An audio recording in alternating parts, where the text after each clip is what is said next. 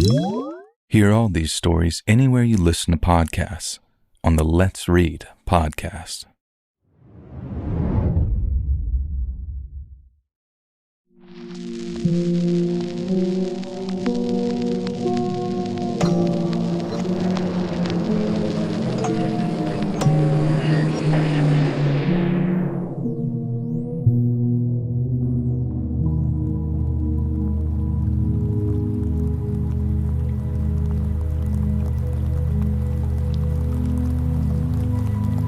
I think my first 6 months of trucking must have aged me by about 5 years, and for the first 2, I felt like I was in pure survival mode. Everything I was taught in CDL schools seemed like it was written by someone who sat behind a desk, not a wheel. And no matter how many pamphlets you read or video seminars you watch, nothing prepares you for backing up a 53-foot trailer in a truck stop fuel island at 2 a.m. and with 4 other drivers waiting behind you. I must have burned through 100 gallons of gas just practicing backing up in empty lots, ideally at night too, when nobody could see me sweat. And although I've obviously gotten better over the years, I still get tight in the chest whenever I see a truck parking in rear on a receiver that looks a little too tight. Needless to say, the learning curve was brutal. And in my 3rd week, I forgot to crank my landing gear all the way up, which cost me a damaged trailer and an $800 deductible. And I also learned really quick that the whole 11-hour driving limit isn't a suggestion. I remember I hit 10:59 one night and I thought that I could push for another 45 minutes or so to get home. Maybe 20 minutes later, I literally started seeing the reflectors on the white lines start dancing in front of me. I ended up pulling over into a Walmart parking lot where I slept like the dead for 8 hours solid. Long-haul trucking is 20% learning to drive the truck and 80% learning how to live in it. It was a real grind, and then for around 4 or 5 months in, things started to click. I got my sleep schedule down with a 5-hour split and a 6-hour bunk nap that actually worked for me. And then after a while, things like chaining up in the snow or dealing with four-wheelers who think the left lane is their own birthright started to become second nature to me.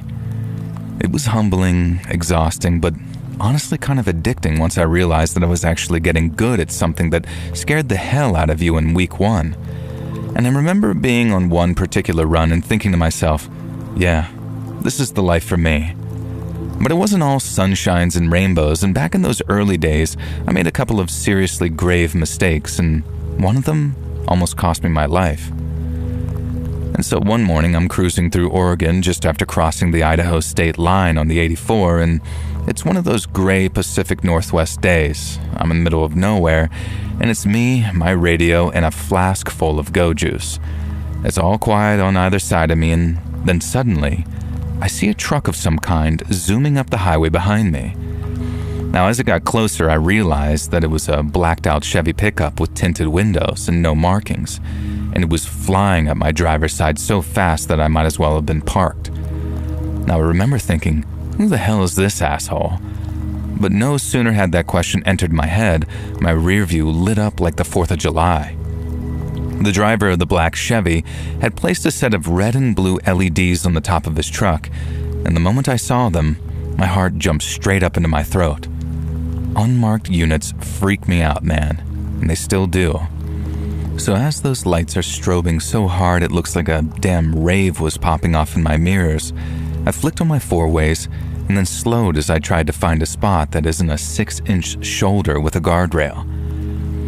After my tires hit the rumble strips, I threw on the parking brakes and then sat there with my hands at 10 and 2 like I was taught.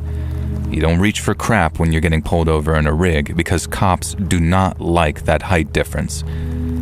Anyway, the truck's driver hops out and he's wearing a full tactical vest and pistol belt. He's got no state police hat, just a badge attached to the same belt as his holster, but I couldn't make out any details on it.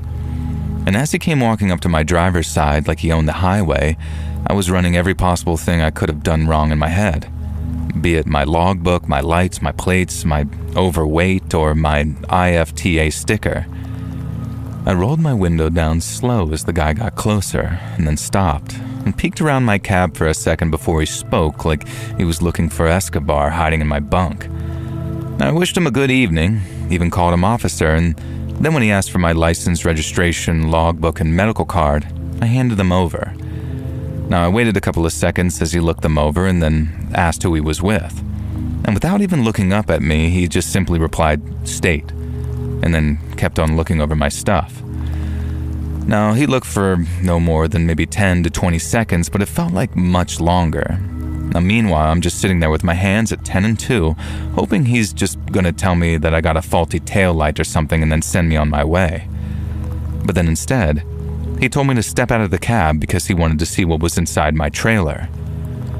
Now, my stomach just about dropped straight through the frame rail when he said it, not because I was doing anything wrong, but because I was still so terrified of making a mistake and losing the respect of my boss and my fellow truck drivers. And after putting on my high-vis and climbing out of my cab, I walked around to the back with the guy in his black uniform, and he tells me to break the seal and open her up, both doors too, because he wants to, quote, "see all the way up the nose." And all the words and terms he used, they made me think that he had a lot of experience, so even though I didn't recognize the badge on his belt and didn't have any name tags or an insignia on his shirt or vest, I just sort of went with it. I pulled my Gerber and cut through the plastic bolt seal, number 7829991K, I still remember it, and then dropped it into my pocket like I'd been taught. I swung open the right door first and then the left, making sure to latch them both back. And the whole time the guy was watching me, arms crossed, cold as ice. I wasn't 100% sure what the load was, I just knew that it was written in as sporting goods. But that's not what a cop would have been interested in, not unless they got a tip that we were moving drugs or something. No, instead, I figured he just wanted to check my pallets, make sure that they're floor-loaded, tight, and no more than 3 tiers high, etc. Some cops get antsy about voids either, as in like small spaces between your pallets. But this guy didn't strike me as a regular traffic cop, and neither did he seem interested in the spaces between the pallets. I told him my bills were clean, that there was no hazmat inside and nothing which required temp control either. But he didn't say a single word in reply. Instead, he just kept on checking what I was carrying until he suddenly started poking his lights between pallets, kicking straps and checking for false walls. I figured it was useless to ask the guy what he was looking for, so I just sort of stood there watching him as he took one last look in the scuff. And after that, he came walking back toward me before hopping out of the truck and looking like it was something he'd done 1,000 times before. I asked the guy if I was good to close the trailer over again, but I knew that he wouldn't leave just yet because I needed the paperwork to explain why the seal was broken. But then instead of answering my question, he asked if I got the truck's keys on me. I told him no, that they were in the cab. But the guy told me to stay where I was and that I needed to hang tight for him. And it was only then that I started to get frustrated, but I didn't get mad. I just asked him what was going on. But once again, the guy ignored my question, and then he raised 2 fingers to his mouth and blew a loud, ear-piercing whistle. This is the part where I started to get really confused, not to mention nervous too, because the second the guy whistled all loud like that, maybe 12 to 15 of his buddies appeared from the nearby tree line and then came running towards the truck. I panicked, and my first thought was to run for the cab, but as I started to back up away from him, the guy pulled the pistol from his holster and told me not to move. All I could do was freeze at the sight of the gun and raise my hands in this sort of don't shoot me kind of way. I didn't have the right certification to drive long haul with a gun, so I kind of just screwed up either way, so like I said, all I did was freeze up. And the only thing that got me moving again was when the guy told me to get on my knees. And since I really didn't like the idea of that, I told him no, while I just kept on backing up towards my door. Now I'm proud of myself for that little piece of defiance, no matter how brief it was, but it didn't last. And after the guy cocked that pistol back, had it ready to fire, and gave me the order a second time, it was like my knees involuntarily buckled underneath me. I didn't want to comply, but I also knew it was my best shot at staying alive. If I ran, I had maybe 20% chance of getting away. But lunge at the guy and try to be a hero, then I was a dead man. So I kneeled, put my hands behind my head like he asked, and then watched as he took a few careful steps towards me and put his pistol right up to my forehead. Now call me dumb all you want. I know I was, but it was only then that things really clicked for me. Not even the biggest a-holes among the state troopers or feds would be dumb enough to put a gun to a man's head, let alone an innocent trucker. Whoever these guys were, they weren't police, and I very much doubted that they worked for the government. Saying that, I couldn't rule it out entirely, not in the moment. And that's what pushed me to ask him, "Who the hell are you guys?" And as you can probably guess, he didn't answer my question. Instead, he did that same thing of asking one of his own. And with that gun pushed right up against my forehead, the guy asked if I was an American. And then when I told him yeah, he told me, not just a citizen, and then asked if I was a real American. I didn't know exactly what he meant by that, because what the hell does a real American even mean? But all the same, I told him I was born and raised in New Jersey, so yes, I was a real American. And there was a moment after that where I was kind of thinking, is this guy from immigration or something? What the hell is this? But then, just from the look on his face, I knew this was almost personal for him. He didn't look at all that satisfied with my answer. And then after asking my name, he asked me, "Are you a Jew?"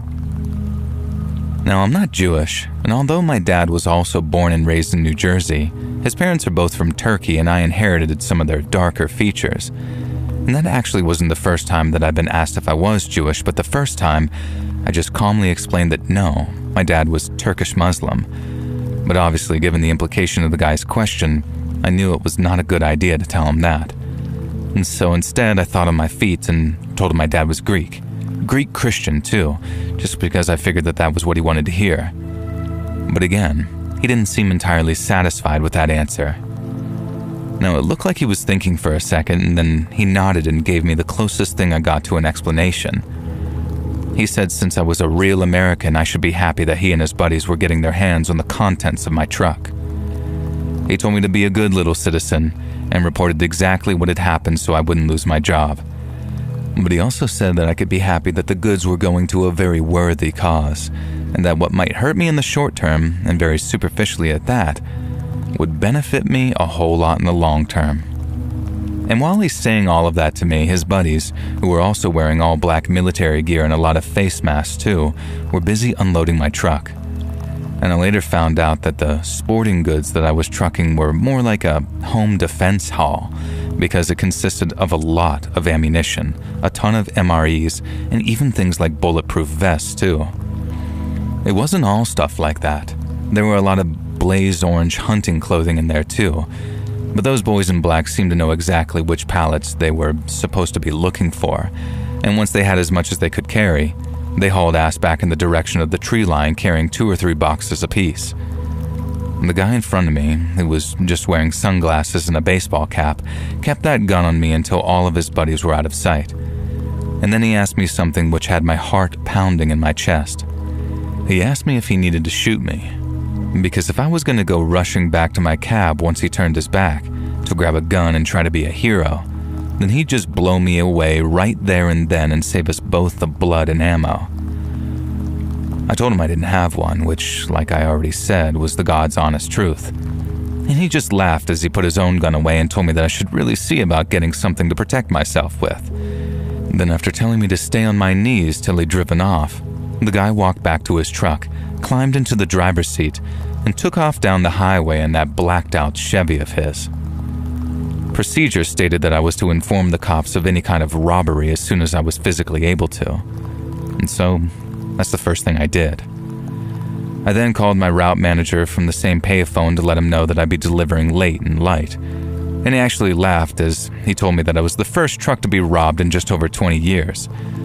The only one driving for our company, at least. I know he was only laughing because I was okay, and that only the trailer had been stolen, not the semi itself. Now, I'd be lying if I didn't feel a sort of rush from it too, having gone from thinking that I was going to die to smoking a cigarette at the side of the highway and making jokes with the cops photographing the open doors of my trailer. I was later told that the people who robbed me were most likely members of what the cops called the Silent Brotherhood, some militia-type group who were based in the Pacific Northwest. They went on to do a bunch of other stuff like that, robbing and killing, and I always felt very lucky that I got to walk away, and I didn't end up like that radio DJ guy that they ended up murdering just a couple of years later. I heard the FBI ended up bringing the Silent Brotherhood down, but I also know that there were many more militias out there. Maybe not all of them are the DJ murdering, trailer robbing kind, but just them existing is enough to give me the willies.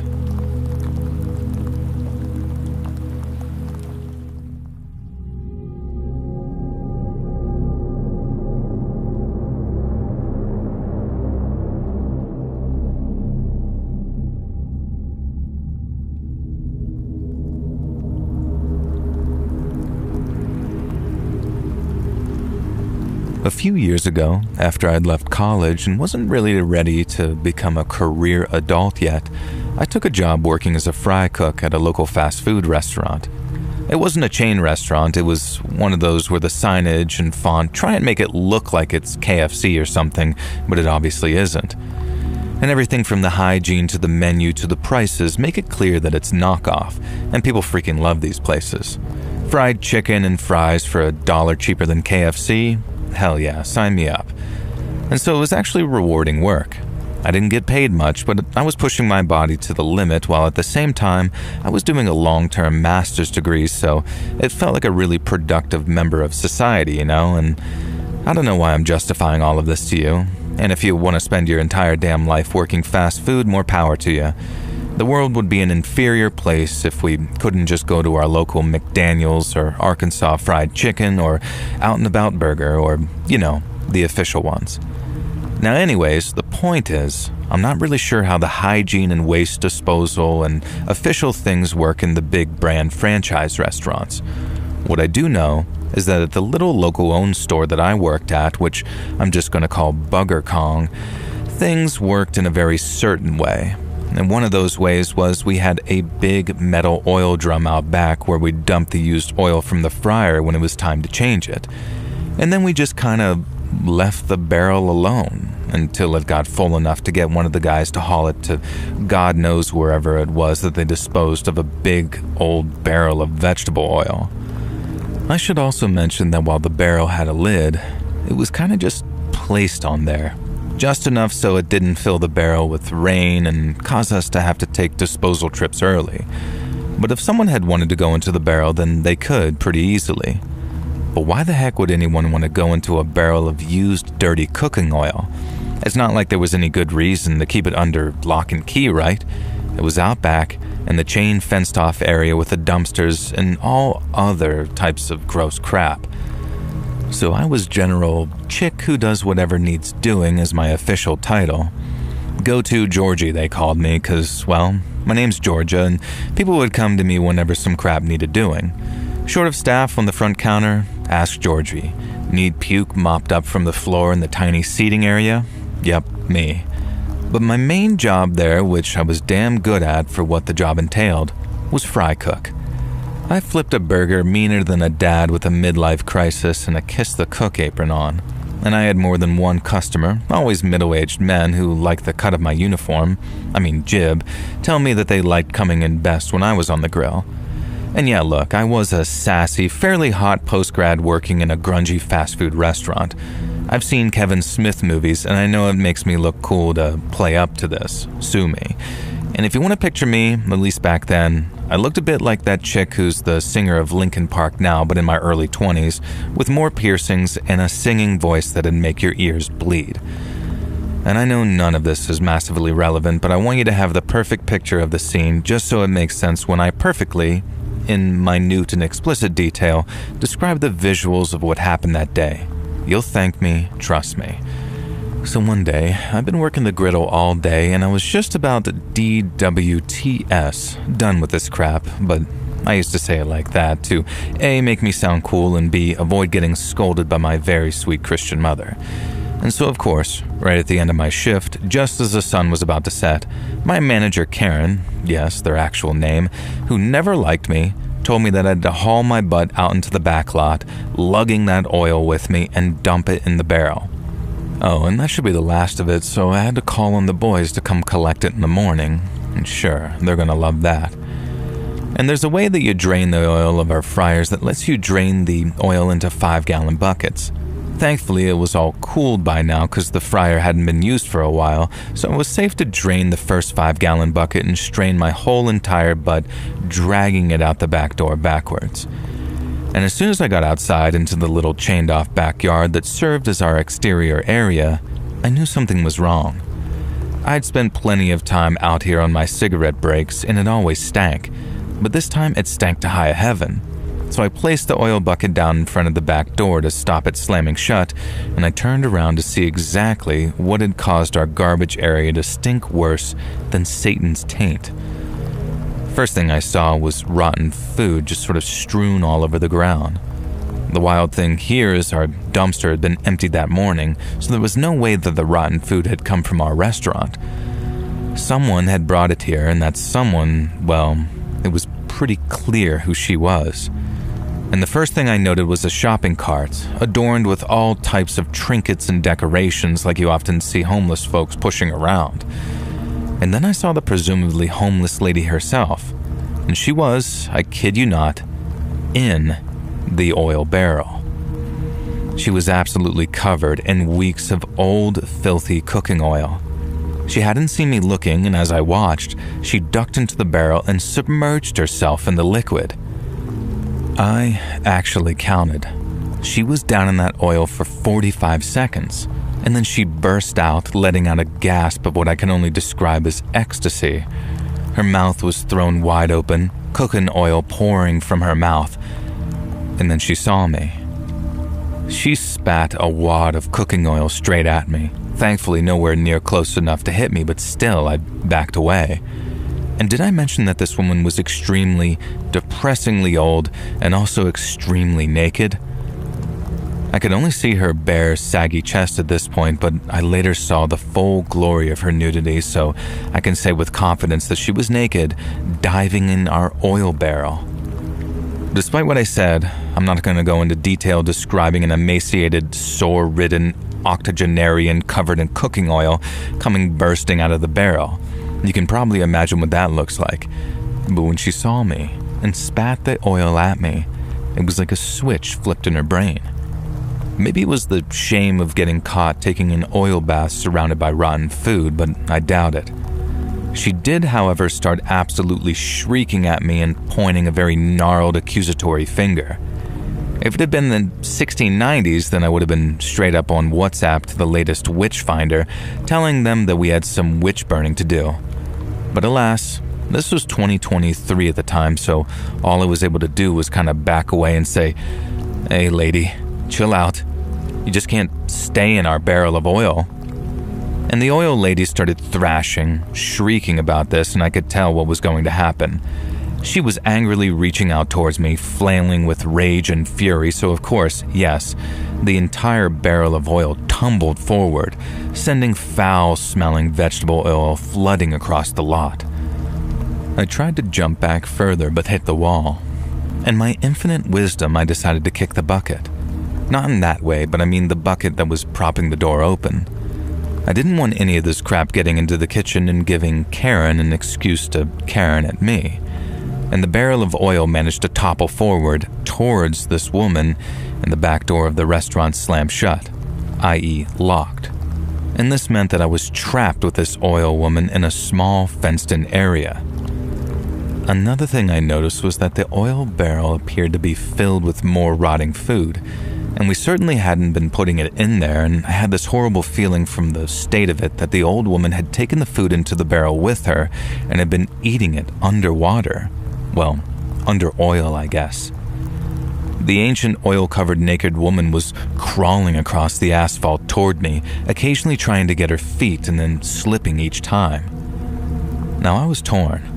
What the hell did I do? I felt bad for this clearly mentally ill old lady homeless person covered in cooking oil and chowing down on rotten garbage, but she was also crawling towards me like some kind of disgusting fetish weirdo from the garage, and from the look on her face, she had slippery murder in mind. The fact that she was screaming at me, calling me a witch and saying that she was going to tear my insides out and fill my hoo-ha with oil wasn't exactly filling me with charity towards helping this lunatic either. And so I did maybe the most epic move of my life. I ran around the oil spill, aiming for the dumpster. I was going to climb on the top, but then leap over the 8-foot chain fence, leaving this woman trapped inside the lot, and then I'd go around the front of the restaurant and call the cops. This was mostly a good idea, except I misjudged how fast the oil woman could slide across the ground in her oily nakedness, and I was almost at the dumpster when she grabbed my ankle, her slippery hands trying to drag me into the slimy puddle that she was rolling in. Hell no, I was having none of this, and so I did probably the worst thing that I'd ever have to do in my life. I stamped on an 80-plus-year-old woman's wrist. I wasn't proud of it, but it worked, and she howled and let go. Now listen, if you saw her, if you saw how clearly strong and weird this woman was despite her age, then you wouldn't judge me. Hell, for all I know, she was in her 40s and just aged really badly from meth or some other drugs. So, as she rolled around in pain, I knocked her stupid, dumb shopping cart out of the way and threw myself on top of the dumpster and took the leap of my life to expertly vault over the chain-link fence.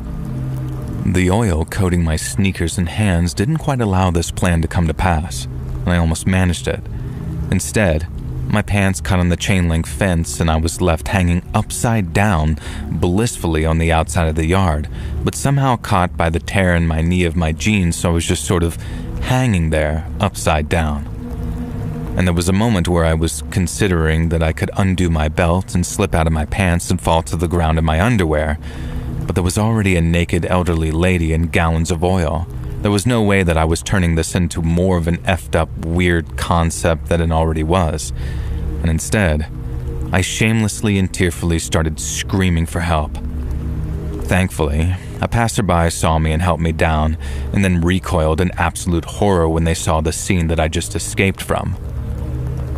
Now, short ending to a long story, I limped my way back to the restaurant while this passerby very kindly kept an eye out on the old woman just in case she found some way to try and escape.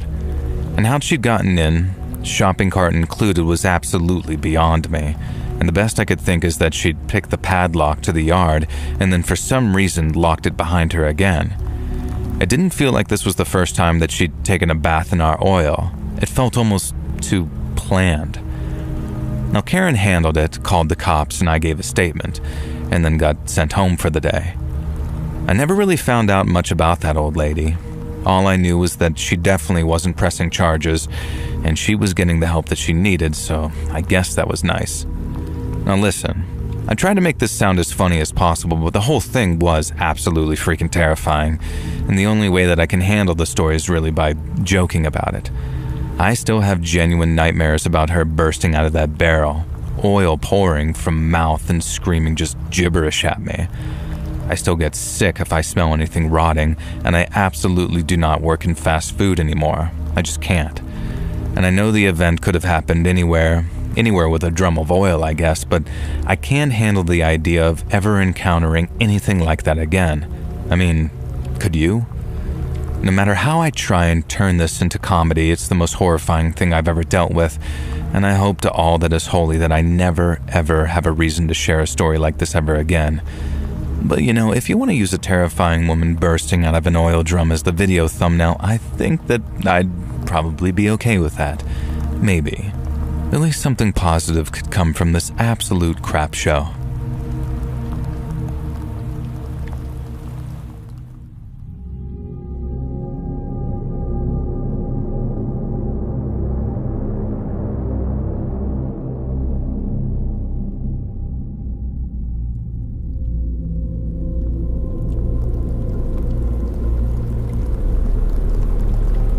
In my 25 years as a long-haul trucker, I've been to some incredible places, and I've met some incredible people, too. It never ceases to amaze me how kind, compassionate, and downright wholesome folks can be to one another and to me. But it also never ceases to amaze me just how damned creepy some folks can be, too. And it stands to reason that it's always the ones you least expect.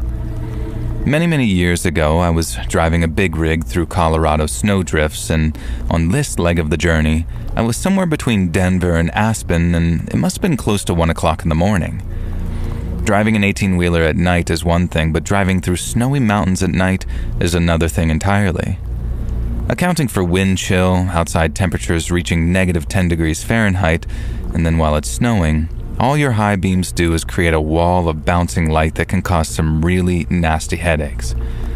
And all your road markings, reflectors, and shoulders just vanish under the drifting snow, and then there are patches of black ice that you don't know are even there till it's way too late to do anything about it. Mirrors turn to useless bricks of snow. Gas gelling can cause a whole bunch of engine problems, then hit the brakes in the wrong way, and you can jackknife an 80,000-pound piece of hardware. Needless to say, it can be really tough on a man's nerves, especially if he doesn't have much experience out there on the road. And that's exactly what kind of situation I was in, when something just about scared me half to death. So, I was rolling down I-70 and I just passed Wheeler Junction headed westbound when out of nowhere, this little pink blur stepped out in front of me from the snowbank on my right. It was like time slowed down for a second. I knew it was a little girl. I knew the only thing that I could do to save her life was slam on my brakes, and that's what I did. The Jake brake screamed, and the trailer groaned as my ABS, the anti-lock braking system, hammered like a machine gun. I yanked the wheel to the left, trying to put the whole damned rig into the oncoming lane because the right side was nothing but guardrail, and what looked like a 500-foot drop on the other side. Snow was flying up the tires, chains were rattling like they were fixing to shatter, and there I am, praying harder than I ever did in church that this trailer doesn't jack and take that little girl with it. She looks up at me with these big eyes, frozen like a deer while it still feels like time is dragging, and I remember the split second where I thought, oh God, this is it. I'm going to be the guy on the news who flattened a kid on a mountain highway and die myself. And the rig slowed, and somehow the good Lord gave me just enough room because I ended up missing the girl by no more than the width of a Bible, I'd say. I slid past, doing maybe 15 with the trailer fishtailing, and while I'm sliding, I catch a glimpse of the girl in the mirror. She just stood there, having not moved a muscle while the snow swirlies danced around her. I got my rig stopped maybe 100 yards down when it finally came to a halt. My heart was pounding so hard it felt like it was about to explode. I looked out into my side mirror, which I could now see out of thanks to all the snow having been shaken from it, and there she was, still standing there, looking like she was half frozen already. I set the brakes and turned on my four-ways so that people could see my lights before they saw my truck, and then hopped out into the powdered snow piled up on the shoulder. The wind was cutting through my jacket as I sort of went back up the hill, back when the little girl came into view again, and I called out to ask if she was okay and where her mama was. But all she did was look at me with those big eyes, all quiet, and then when I saw how blue her lips were, I walked over and scooped her up. She was as light as a sack feather and she didn't even fight. She just buried her face in my jacket as I hustled her back to my truck. I climbed in, pulled the door shut, and then, after sitting her on the passenger seat, I cranked the heat to a Mexican wedding, as they say, and then grabbed my old Carhartt coat and wrapped her up like a burrito. She didn't talk for maybe a good 10 minutes. She just sat there, all bundled up with her teeth chattering so hard that I thought that she might hurt herself. I poured a little bit of coffee from my flask into a cup, and she managed a few sips and then just curled up and stared at my dash lights like they were hypnotizing her.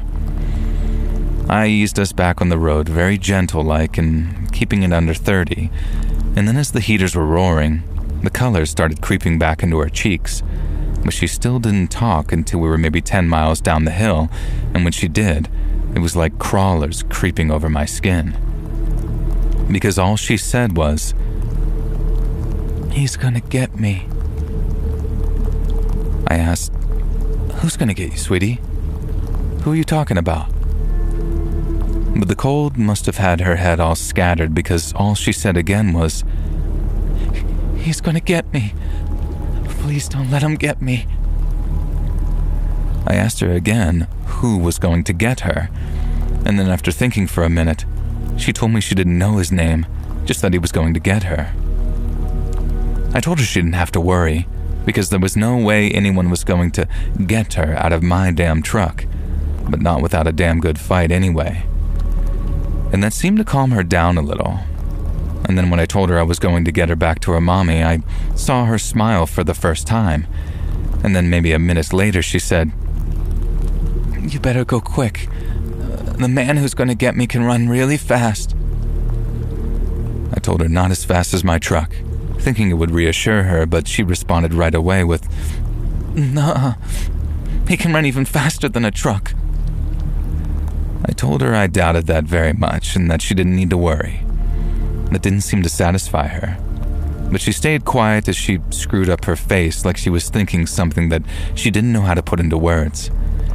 And a few minutes later, after realizing that I hadn't asked her yet, I asked the girl if she knew where she lived. She said she was from some place near Denver, some kind of suburb, but I can't remember the name. And then when I asked how she ended up in the snow, she explained that she escaped from the man who was keeping her. And it was like talking about him jogged her memory, because she immediately began telling me to drive faster, because if I didn't, the man who'd kept her was going to catch up to us. Now once again, I'm telling her, "That's not gonna happen, kiddo. Ain't nobody driving this thing off the road." But she shook her head and told me, "He doesn't need to drive faster. He can fly." And at first, hearing her say that just kind of made me sad. Some sick monster had obviously tried to scare her into obedience by telling her all sorts of crap about him being able to run really fast or even fly. But then, as I wondered what kind of freak would do something like that, just picturing some creep running as fast as my truck or flying through the night sky before landing on my cab, it just about creeped the hell out of me. And I'd be lying if I said that it didn't make me want to drive a little faster, even though I knew damn well that what she was saying was impossible. Now, it didn't help that I asked her if she would tell me anything about the man who'd taken her. And we'd already established that she'd been taken from the parking lot of a grocery store because she mentioned something about shopping with Mommy, and then the next thing that the man was holding her hand and telling her that they were going to find her mom. Obviously, that was a lie because she hadn't seen her mom since. But when I asked her for some specifics about him, what he looked like or what kind of house he lived in, all she said was that he lived out in the woods and he looked, in her words, real scary. Now, I know it might sound dumb because this was a kid saying it in some scared little girl voice, but when she said he looked real scary, it sent an actual shudder through me. I guess it tapped into my own long-lost sense of childlike imagination, and I guess it figured that some freak who'd abduct a kid would be real scary looking, but just the thought alone scared me. I then asked the girl if she could tell me anything about where she was kept, and when she said no, that it was always dark and she could never see anything, I just figured I better stop asking. I was taking her to the cops, who'd no doubt ask her a ton of their own questions, and I doubted I was helping any by making her talk about it. But I also had this terrible fear that for some reason she might not survive till we got to the cops. My sister is a nurse, and the thing she told me about kids that really stresses her out is how they hang on and hang on and hang on, then bang, they just slip away on you real fast. The girl was talking, and she looked way better than she did out on the highway, but there was a part of me that thought, what if she doesn't make it? And not just because of the hypothermia that she might have suffered, but because the person chasing her might still have caught up with us at that point. And I knew well enough no man could fly, and that no one could run as fast as a truck either, but he could most likely drive. And if he wanted to keep his ass out of prison, he'd be on the road behind us looking for that girl. And that was my thought process at the time anyways, and as you can imagine, I was creeped the hell out on top of everything the girl had said. But no one caught up with us. The girl made it to the county sheriff's office in a place called Vale, and that, boys and girls, is where we parted ways. Now, I still think about that little girl sometimes, though. She'll be a woman by now, maybe even with kids of her own, and while I have no doubt that she remembers the trucker who pulled her out of that snow and stopped her freezing to death, I hope to God that I get to meet her again one day, so I can find out why she was out there in the first place. Now, I didn't read anything in the local newspaper about it. No reporters came knocking on my door to take a statement, and no cops either, so I don't know if they ever caught that scary-looking guy. I'm just hoping that that little girl is reunited with her mama, and that she grew up to be happy in spite of whatever she'd endured.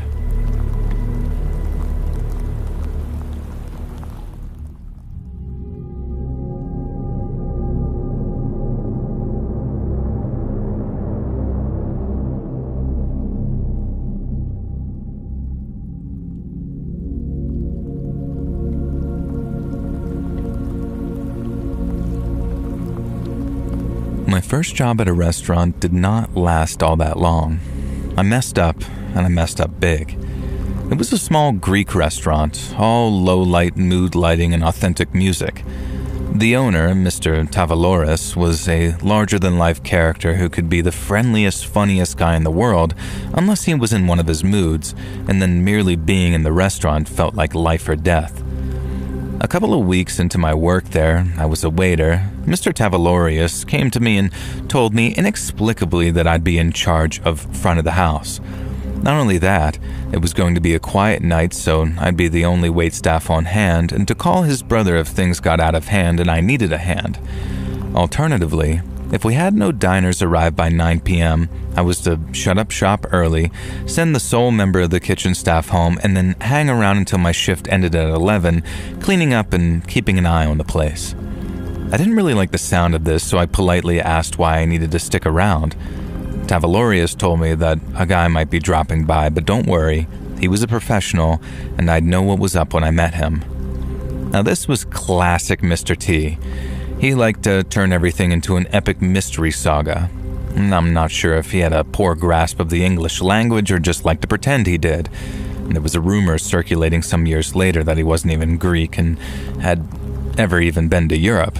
And having worked for the man even for a couple of weeks, I honestly could believe this. 9 p.m. came and went, and we hadn't had a single customer all night.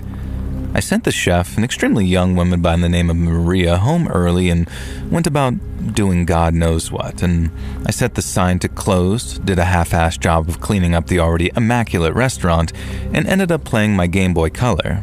Now, this was back in those days. Now, near 10 p.m., there was an urgent knock at the front door.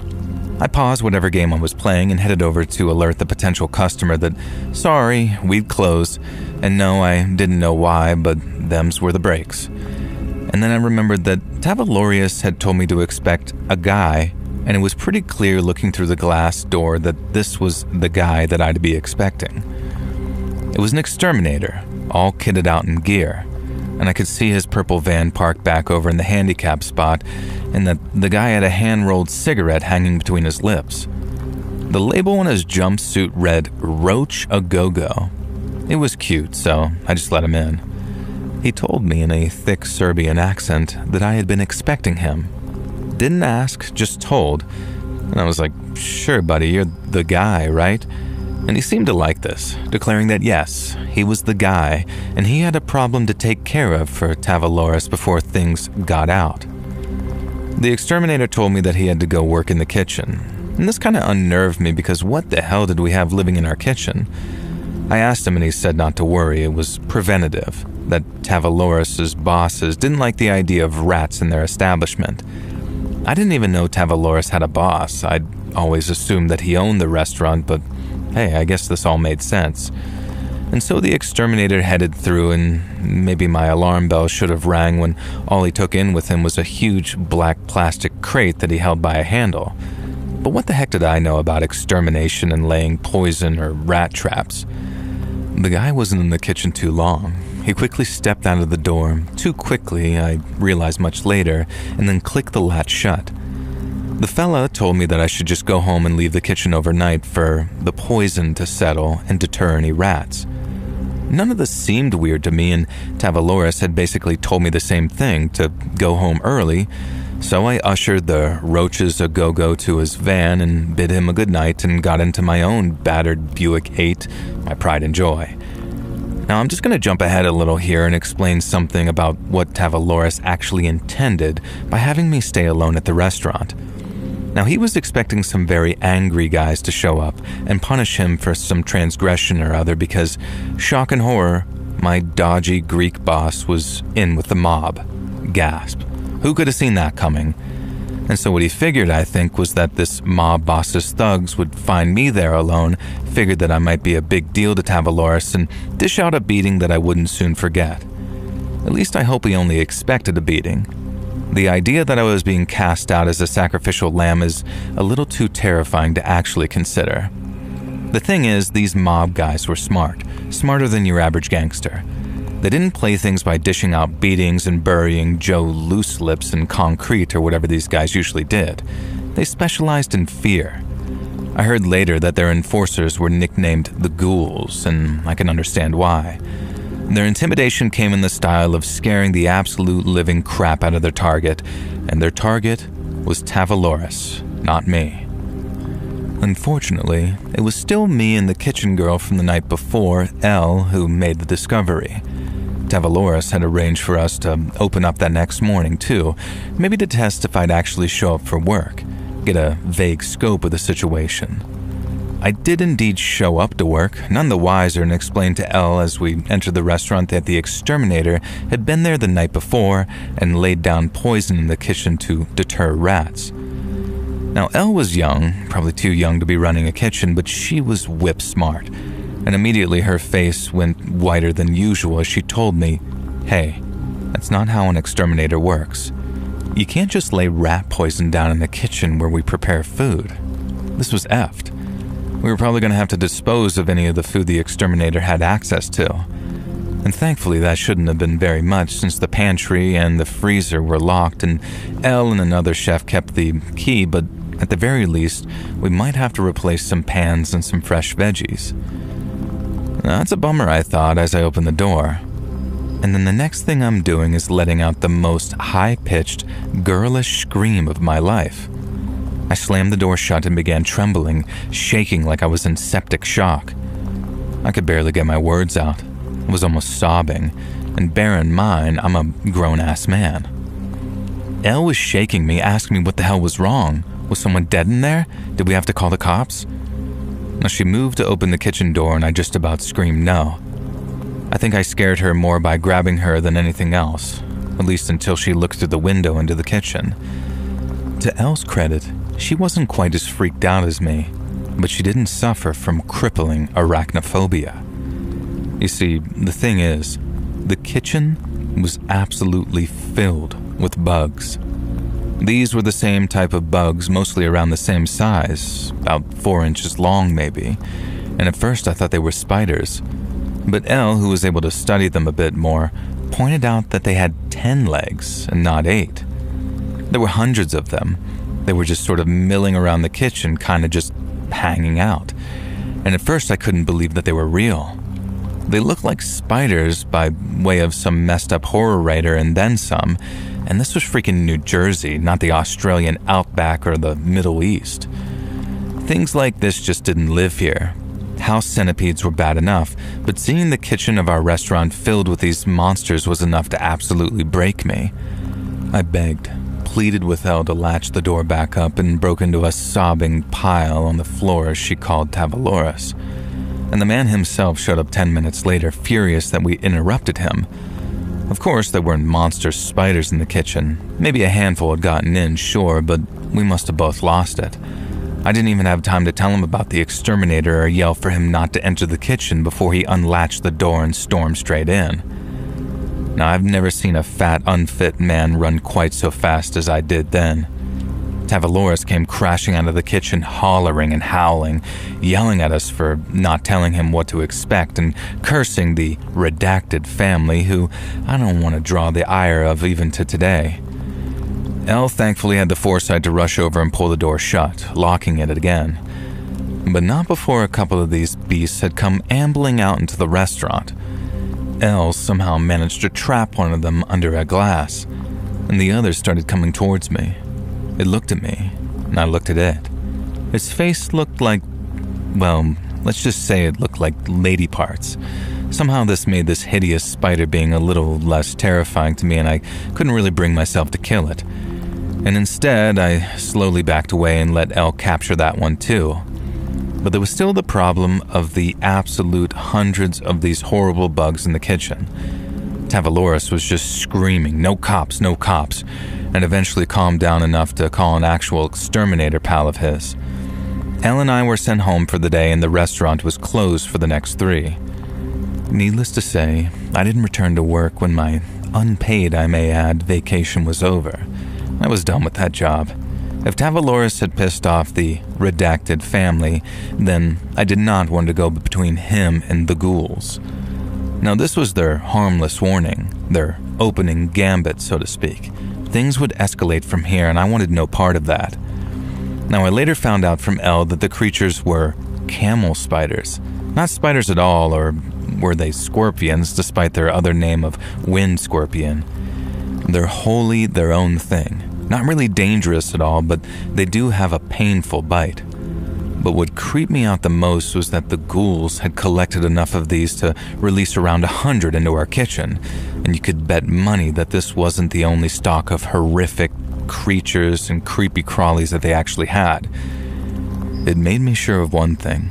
I didn't want to work in the service industry. I didn't want to work with anyone who messed with that redacted family or became the target of the ghouls. And I certainly didn't want to find out the kind of thing that they do to escalate if releasing 100 camel spiders into a restaurant was their initial warning. A few years later, long after I had moved out of New Jersey, I heard that Tavaloris restaurant had closed down, some kind of health inspection issue. Apparently it was really bad. A guest had found a baby bird fetus in their falafel or something. Whether this was another threat from the ghouls or just Tavaloris being a really terrible restaurant owner, I'll never know. And really, I never want to know.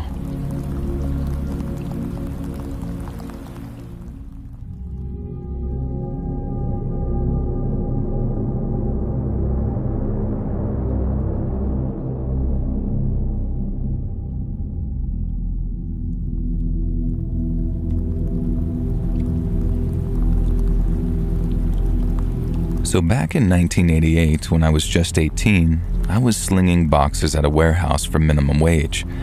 I had no plans for college, no plans to do just about anything, really. Until one day, this good old boy rolls up in this shiny red Kenworth. And he seemed like a character, so we got to talking, and that's how I found out that he made 4 times what I did just for driving a big rig across the country. And I remember looking at my busted up sneakers and thinking, hell, I could do that. So I took all the money I'd saved up to buy a car and I used it to get my CDL instead. Which, for those of you who don't know, is a commercial driver's license which you need to operate trucks, buses, or anything that transports hazardous materials. And about a month later, I was driving over to my first job interview and I've been trucking ever since, coming up on damn near 40 years now. And like any job, trucking's got its ups and downs. When the freight's rolling, the money's great, and if you run hard and stay mostly legal, you can clear 6 figures a year no problem at all.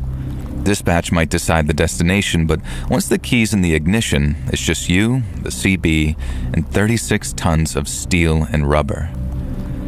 I've seen the whole country on somebody else's dime, and as long as the load's on time and you ain't tearing up equipment, there ain't nobody breathing down your neck. Only trouble is, those damned air ride seats still feel like concrete when you're sitting on them for 10 to 12 hours a day. And then forget about things like Thanksgiving because you're eating your turkey and yams out of a Tupperware container on the side of the I-80. But if you ask me, the worst part of the job isn't the fuel prices, the insurance, or the shippers and receivers that treat you like something stuck to the bottom of the shoe. It's not even the lumpy bunks, the truck stop slop, or the showers that look like a damn crime scene. Those you can get used to. The worst thing about the job is ironically the very same thing that sometimes is the best thing about the job, and that's the people you meet while out on the road. 6 years into my career, I was hammered down and eastbound on the I-80 somewhere just west of Lincoln, Nebraska. Now, it was around 2 in the morning and it was just me and my engine doing about 68 while she sang that old Detroit song of hers. My CB was quieter than a church mouse and the only thing breaking the silence was the wind whistling over my cab. And then suddenly, out of the dark, I caught a glimpse of something pale moving on the shoulder. I slowed the rig a little and flipped my high beam down, and then there she was. A girl of no more than about 19 or 20 years old wearing a thin white sundress. Her hair's all wild and she ain't got nothing but sandals on by the looks of things, and she's sticking her thumb out, trying her damnedest to get me to notice her. Now, I've heard every scary story from here to Reno about picking up hitchhikers. The ones about scamming lot lizards, the ones about nutcases or robbers, even the old vanishing girl spooky story that every trucker must have heard 100 times by now. Usually I'd have just kept on driving. Ain't my circus, ain't my monkey, as they say. But like I said, something about the way she looked had me easing that 389 Peterbilt over onto the shoulder. And I set the parking brakes, hopped out of my cab, and then started walking back slow so I didn't spook her. And when I was close enough, I called out to her, asking if she wanted to ride. And she just nodded, and then came bounding down the shoulder toward me. Now up close, the backpack that she was wearing made her look even younger. I noticed the mascara streaks down her cheeks and the little bruises on her arms like somebody grabbed her a little too hard. And when she got close, she thanked me with a very shaky voice and then walked around the passenger side and helped herself into the cab. Now, after I got us rolling again, the girl stayed silent in the passenger seat for maybe 10 to 15 minutes. I told her that whatever ran her out there in the middle of the night was none of my business. But whatever it was, she didn't have to worry about it in the cab of my truck. She told me her name was Riley and thanked me for giving her a ride. I told her it was no problem, that I'd like to think someone would do the same if that was my daughter out there at the side of the highway. When she told me I sounded like a good dad, but that she never got to know hers, I just apologized. I didn't ask any questions, I just said the world can be a cruel place for good folks, and I was sorry her old man wasn't around for her to know. Now, I didn't know what kind of reaction I was expecting, but I sure as heck didn't expect the girl to laugh. But that's what she did. She suddenly let out this loud burst of hyena's laughter at what was supposed to be a heartfelt consolation. She'd been so quiet that the sudden outburst kind of shocked me a little, and then I stayed shocked when she told me her father was just a sperm donor, her words, not mine, and that he'd done her a favor staying out of her life. Now, I'm no shrinking violet, so I'll admit to letting out a bit of a laugh of my own upon hearing that donor line of hers. I figured that in a get tough or die sort of world, this young lady had simply gotten tough. But there was more to it than that, much more to it. I tried to change the subject away from family and ended up asking her where she was headed and if she was in school. She gave cagey answers to both and then decided to ask some questions of her own. Now, I was open and honest with her, told her where I was headed and what I was hauling. She asked what it was like being a trucker, if I slept in my truck, and if I ever got spooked staying up overnight in some shady truck stop. But then, Riley asked if I was married. It wasn't suggestive at all, just curiosity. But once again, I told her the truth and said that I'd been divorced for coming up on 5 years by that point. I put it down to how young she was, you know, having not learned all her social graces yet. But she did not avoid the topic. Instead, she asked, "Did you love her?" And I nodded but stayed quiet, a hint that it wasn't exactly my favorite topic for small talk, and that's when Riley asked, "Did you hit her?" Now, put it down to some fatherly instinct, but my reaction as that little doozy of a question was way different than if a grown man had asked me that question. I didn't yell, I just simply told her no, and then figured the reason that she asked was because she'd seen her own father do the same thing. Riley replied that I didn't look like the type, and then there was a brief silence before she asked if I had any kids. I said yes, that I still considered myself a father, but the daughter that I shared with my ex-wife passed on about 10 years before when she was just 18. Now, I figured Riley wouldn't exactly treat the subject delicately, but I also figured maybe that was just her way. And so when she asked me, "Did you touch her?" I almost slammed on the brakes.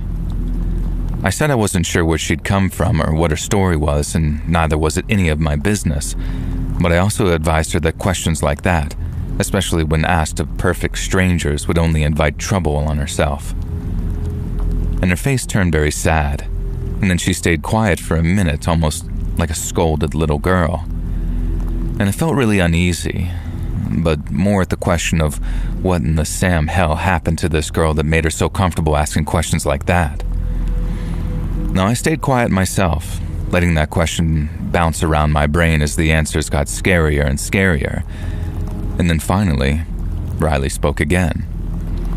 She turned her head and with this sort of sly look on her face said, "Come on, you never once found yourself looking at her? Felt your eyes wander?" I wouldn't say I exploded, and again, it was pure paternal instinct which kept me from kicking her out of my cab. But from there on out, it was no more Mr. Nice Trucker. I asked her what in God's name was wrong with her, and told her that wasn't my kind of humor, and said if she made any more jokes like that, she'd be back on the side of the highway sticking her thumb out again. She didn't pull the scolded little girl act again. Instead, she let out another one of those hyena laughs before sighing like it was the funniest thing in the world. She told me to lighten up, that she was just kidding, and she was sadly wrong to think a road-hard trucker like me could take a goddamn joke. I told her I could take them just fine, but there were some things you just didn't joke about, and she'd do well to learn that before she pissed me off. Now, I thought that might at least silence her for a while, but instead, Riley started asking me stuff like, "Oh yeah? What's wrong, trucker? Gonna do me, huh?" And then putting on this little girl voice to ask the same question, "What's a big old trucker gonna do to a little girl like me?" Now, I finally yelled at her to shut up. If it wasn't so cold outside, I'd have kicked her out of there while we were driving. But it only took a minute of silence before she said, "I meant what I said. You don't look like the type to hit a woman." Now, I guess that lowered my blood pressure a little because I didn't feel like slamming my foot on the brake anymore. But then she hit me with, "But you do look like the type to F your daughter, pervert." Well, I just about blew a goddamned gasket. I didn't actually slam on the brakes. You can't do that in a big rig without risking some serious damage to your coupler.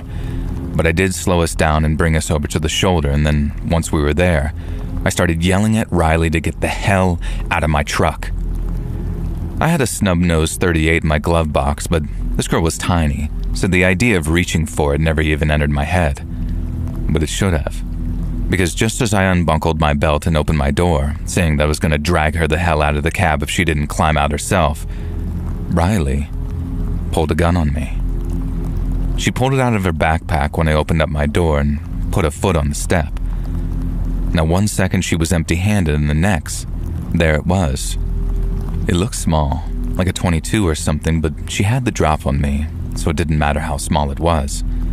The lack of recoil on that thing meant that she could pull the trigger as often as she wanted, and the lack of recoil on it meant that it'd be a goddamn miracle if any bullet missed me. She told me to sit my ass back down in the seat and close the door.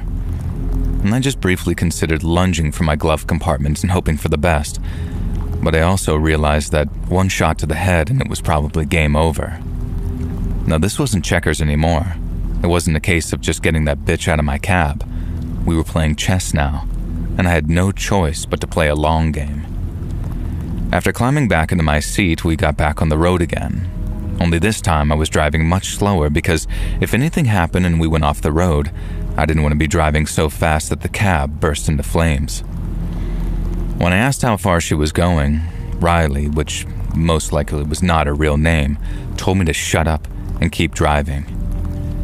And this was just my anger talking, and I know that I've been better off keeping my damn mouth shut, but something slipped out anyways when I asked her, "Do you even know how to use that thing?" She told me of course she did, that her daddy taught her to shoot so she could keep herself safe from perverts like me. Again, this was her choice of words, not mine. And believe me, she wasn't saying it because of some scar that she'd had deep down. She was saying it to taunt me, nothing more, and I could hear it in her voice.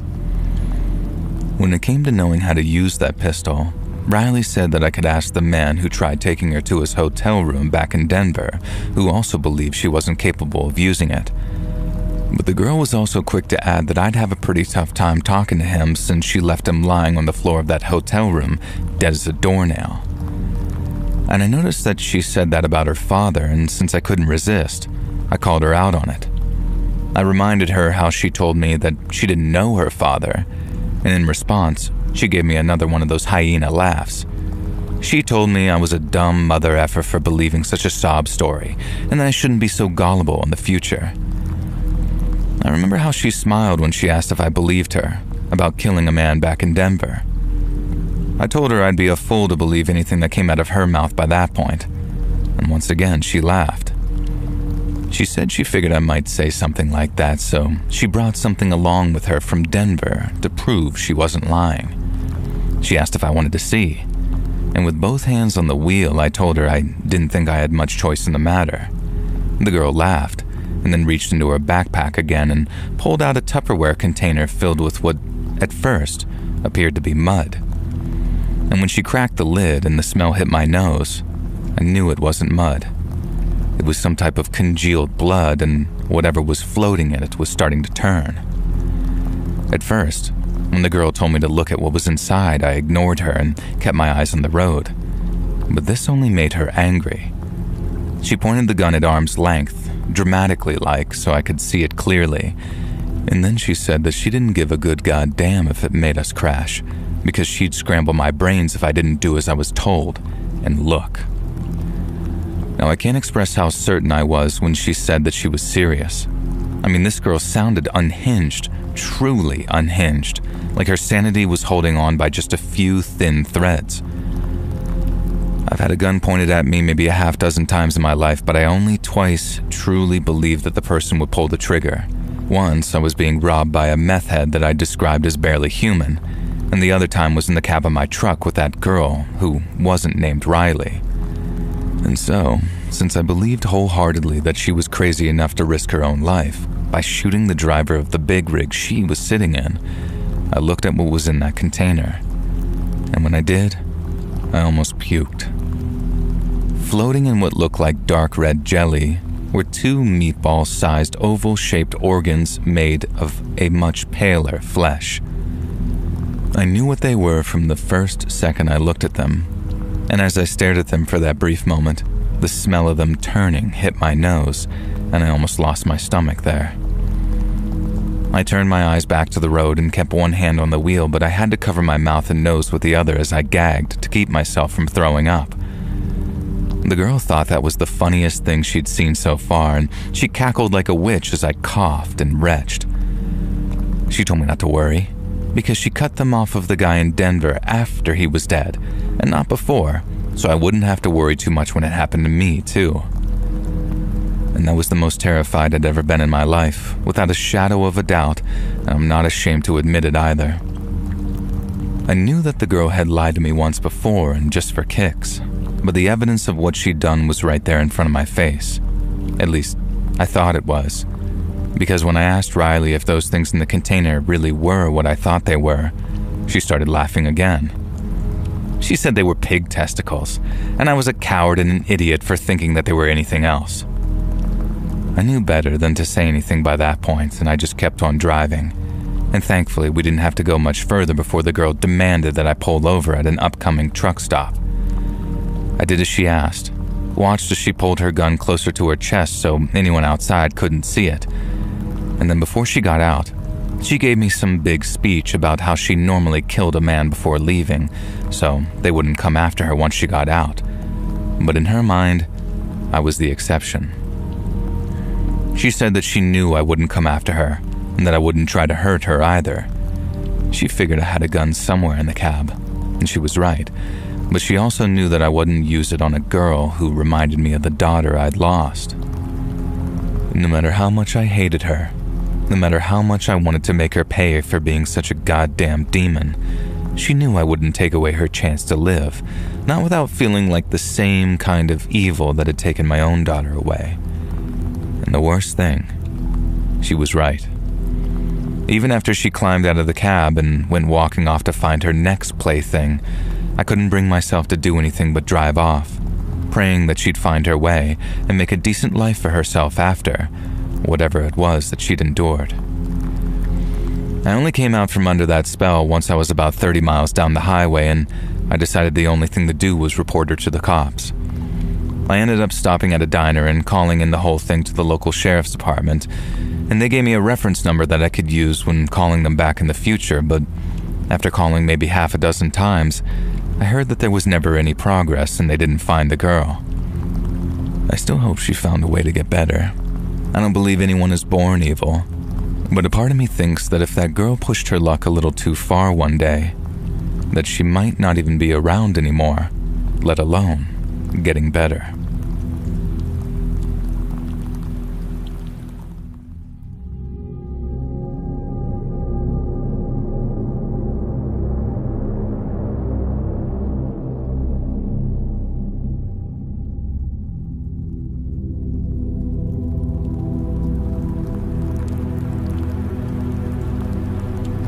When I was around 18, myself and my now husband went out to a fancy restaurant for dinner.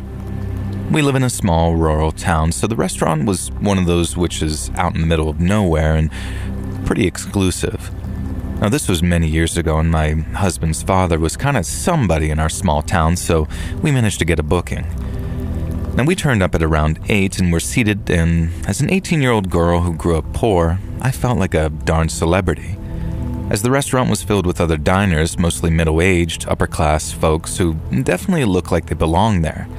And I felt a bit like a fish out of water, but I guess this is why I was so relieved when the couple seated beside us struck up a conversation. They were clearly rich and well-to-do. The one was one of those glamorous old women who look like they're the murderous widow in some drama. And the husband, though, he clearly had done pretty well for himself and clearly enjoyed doing well for himself.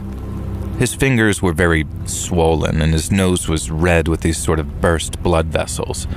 And he had a very well-groomed and well-trimmed white beard and this balding head, but there were nicotine stains on his teeth and facial hair that I could see, and this was back in the days before teeth whitening made every rich person look like they had immaculate dental hygiene. I don't remember what we chatted about, and frankly, I didn't care. It was pleasant and fun, though, and they made us feel extremely welcome. Well, they made me feel welcome anyway. My husband was more used to attending higher-class restaurants like this with his family. And speaking of my husband, he stepped outside for a cigarette break. You could smoke inside restaurants back then, but we always opted to sit in the no-smoking section, because even back then it was pretty disgusting to eat your dinner surrounded by other people's secondhand smoke. My husband would typically spend about 10 minutes on a cigarette break before a meal, as he'd have a couple beforehand so he could go until after dessert for the next one. Food used to take between 30 minutes to an hour to arrive from the kitchen back then, and it was considered totally normal to wait for your meal for that long, so this was his first cigarette break. Now, a minute or so after my husband stepped outside, this rich wife excused herself to powder her nose, and I just sat there sort of playing with my cutlery and giving the rich husband a polite smile every now and then because I couldn't help notice that he was kind of looking at me a lot. And then the rich husband looked around the restaurant, leaned across the table towards me and whispered, "I love you." And then he sat back in his seat and loudly began to talk about how great this place was and said hi to another nearby group who were dining that he clearly knew. And it was so bizarre, and I almost wondered if I'd actually misheard it. I looked over my shoulder and saw my husband outside smoking, and I tried to catch his eye. Nothing doing there. Now, the wife still wasn't back from the bathroom yet, and this husband took a sip of wine, which stained his teeth red, and then he leaned towards me again and whispered, "I love you," and then went back to acting normally. His wife returned from the bathroom. My husband returned from his smoke break. 3 more times that evening, I ended up alone with this rich husband. At no point did I manage to end up alone with my husband to tell him what was going on, though.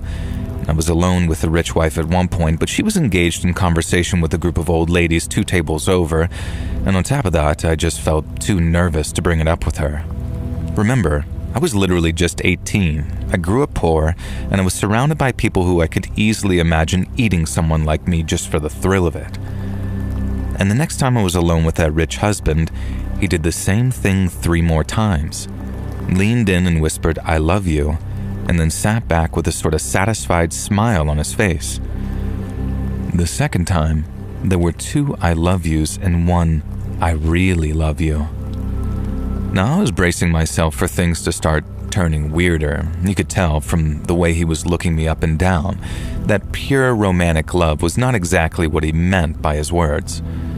And the 3rd time it was, I love you, and then I really love you, and then glancing around the restaurant to check nobody was looking. He directed his, and thus my, gaze to the tabletop at his waist.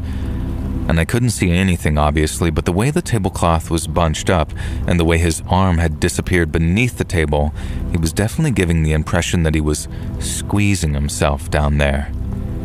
And then he leaned across and in the most weird and creepy whisper yet, he said it again.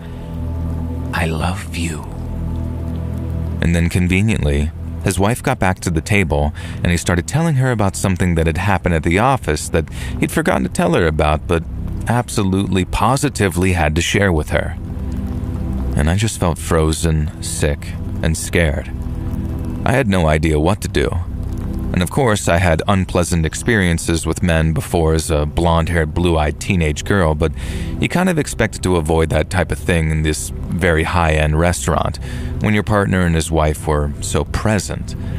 And to top it all off, I felt way too concerned about embarrassing my husband to be in front of his people. He knew some of the other diners, if not this couple themselves, and other than the weird I love yous, the conversation with the couple had been entirely pleasant and, dare I say, even enjoyable. I would have happily befriended them if not for this creepy weirdness that was coming out of the guy.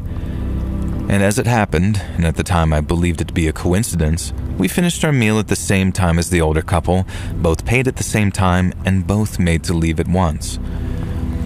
My husband paid on his credit card, but the rich wife was the one to handle their bill. The rich husband sort of sidled up next to me and I sort of froze, terrified of what he was going to say next. Instead of saying anything lewd, he just simply said it would be absolutely charming to meet myself and my partner, and perhaps we could officially dine together at some point. And then he gave me his business card. And yes, it was one that Patrick Bateman would have scoffed at, in case you're wondering. But the point is, not only did he give me his business card, but it had his home telephone number on it. The rich husband and rich wife sort of walked us to our car, and as I climbed into the passenger seat, he said, "Remember what I told you?" And when my husband looked at him sort of confused, he said that he suggested that we all dine out together again, and I had their card. But I know that's not what he meant though. I knew that he meant the I love yous. So that was my creepy first encounter where rich people go to dine. Was it really scary? Well, not yet, but believe it or not, this was the prelude. On the drive home, I told my husband to be everything. He is a very calm and peaceful and spiritual man. But back when we were both 18, as he's just 3 months older than me, he was, well, let's just say pretty hot-headed and protective of me in a way that verged on jealousy. And now he was so angry that he almost steered the car off the road. But I made him swear to keep him calm and listen to me and promise that he wouldn't turn that car around or pull in and wait for the couple to pass so he could chase them down or anything stupid like that. And to his credit, he agreed with me. And then I got to the final bit, and I told him that I had the guy's business card. Now he smiled quietly, and then when we got home, he asked me to give him the business card. And I lived with him at his mom and stepdad's house for reasons I won't go into. They were pretty bohemian about it since we were technically together before marriage. And I gave him the card after he swore me 2 things. 1, that he wouldn't do anything for a few days until we had time to think about it, and 2, he wouldn't just go around to their house, which we discovered was almost this sort of stately home, and when we swore to both, I gave him the business card. And what my husband did should have been the perfect revenge. It should have absolutely effed things up for the rich husband and revealed him for the weirdo that he is. But it didn't, and that's what creeps me out the most. What my husband did was call up the number and ask to speak to the rich wife, and it was her that he confronted. He told her all about her husband's harassment of me, and he may have embellished a little even because screw it, but he made it very clear that her husband had been trying to behave creepily towards me and hinted that I should contact him for some kind of encounter. I was listening in on the other line, as that's how landlines work those days, and I was completely chilled when I heard the rich wife start laughing in a very cold and callous way. Now, my husband-to-be kept on ranting about how uncomfortable the creepy old dude had made me, and maybe she wasn't grasping the fact that he intended to cheat on her. And this rich wife said something like, "Are you finished?" He only told her that he loved her. "Gareth can be a bit much sometimes," she says. And then it hit me. Pretty much every time I'd been alone with that rich husband, my own husband had left first, and then rich wife had found an excuse to take an extended break from the table and always ensured that I was alone with her husband. Then she said one final thing that I'll never forget, which creeped me out more than any way rich husband, aka this Gareth, had made me feel. She said to my husband that maybe he should stop taking things so seriously and take them up on their offer of dinner today. And that she was sure a couple of our means would appreciate being able to dine with the likes of them. And we both looked like our company could help rejuvenate their marriage. Now, there was no doubt about it then. They were goddamn predatory swingers, maybe worse, who thought that we were just some young poor couple spending what little we had at some swanky restaurant. My husband had a tendency to dress down because he had the whole embarrassed rich kid thing, so it made some sense. And so my husband, keeping calm, said thank you for the invite, and maybe he'd check in with his father because perhaps he was familiar and maybe we could all dine together as a family. As soon as rich wife had heard my husband's father's name, she responded rather quickly that maybe we'd have to see, but perhaps it was best that we took a rain check, and then she hung up. And that was just about the one time when my husband was actually to use his birth father's reputation in our small town to scare this pair of creeps. And you can probably imagine the type of rich character my father-in-law was, given that the very mention of his name caused a pair of very creepy, probably even murderous swingers to back off in fear. But that, my friends, is a very much different story.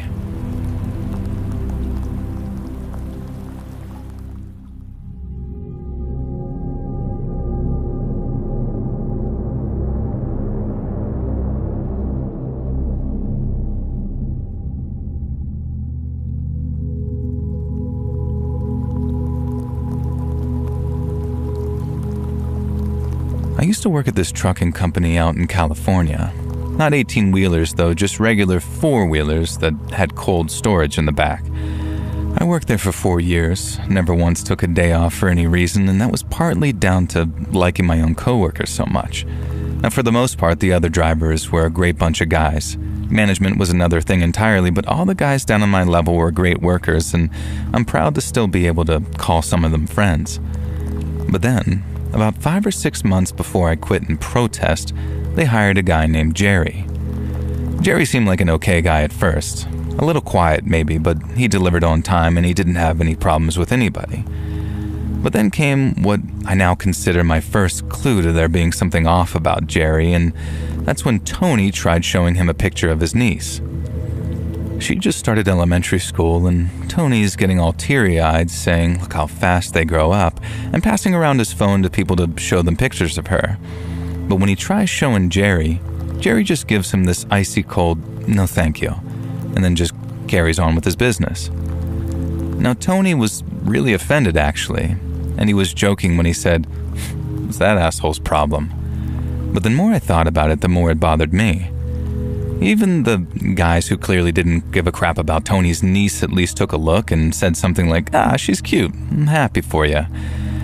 But there was Jerry acting all awkward like we were trying to show him a booby magazine or something. And like I said, I guess that was my first real clue right there.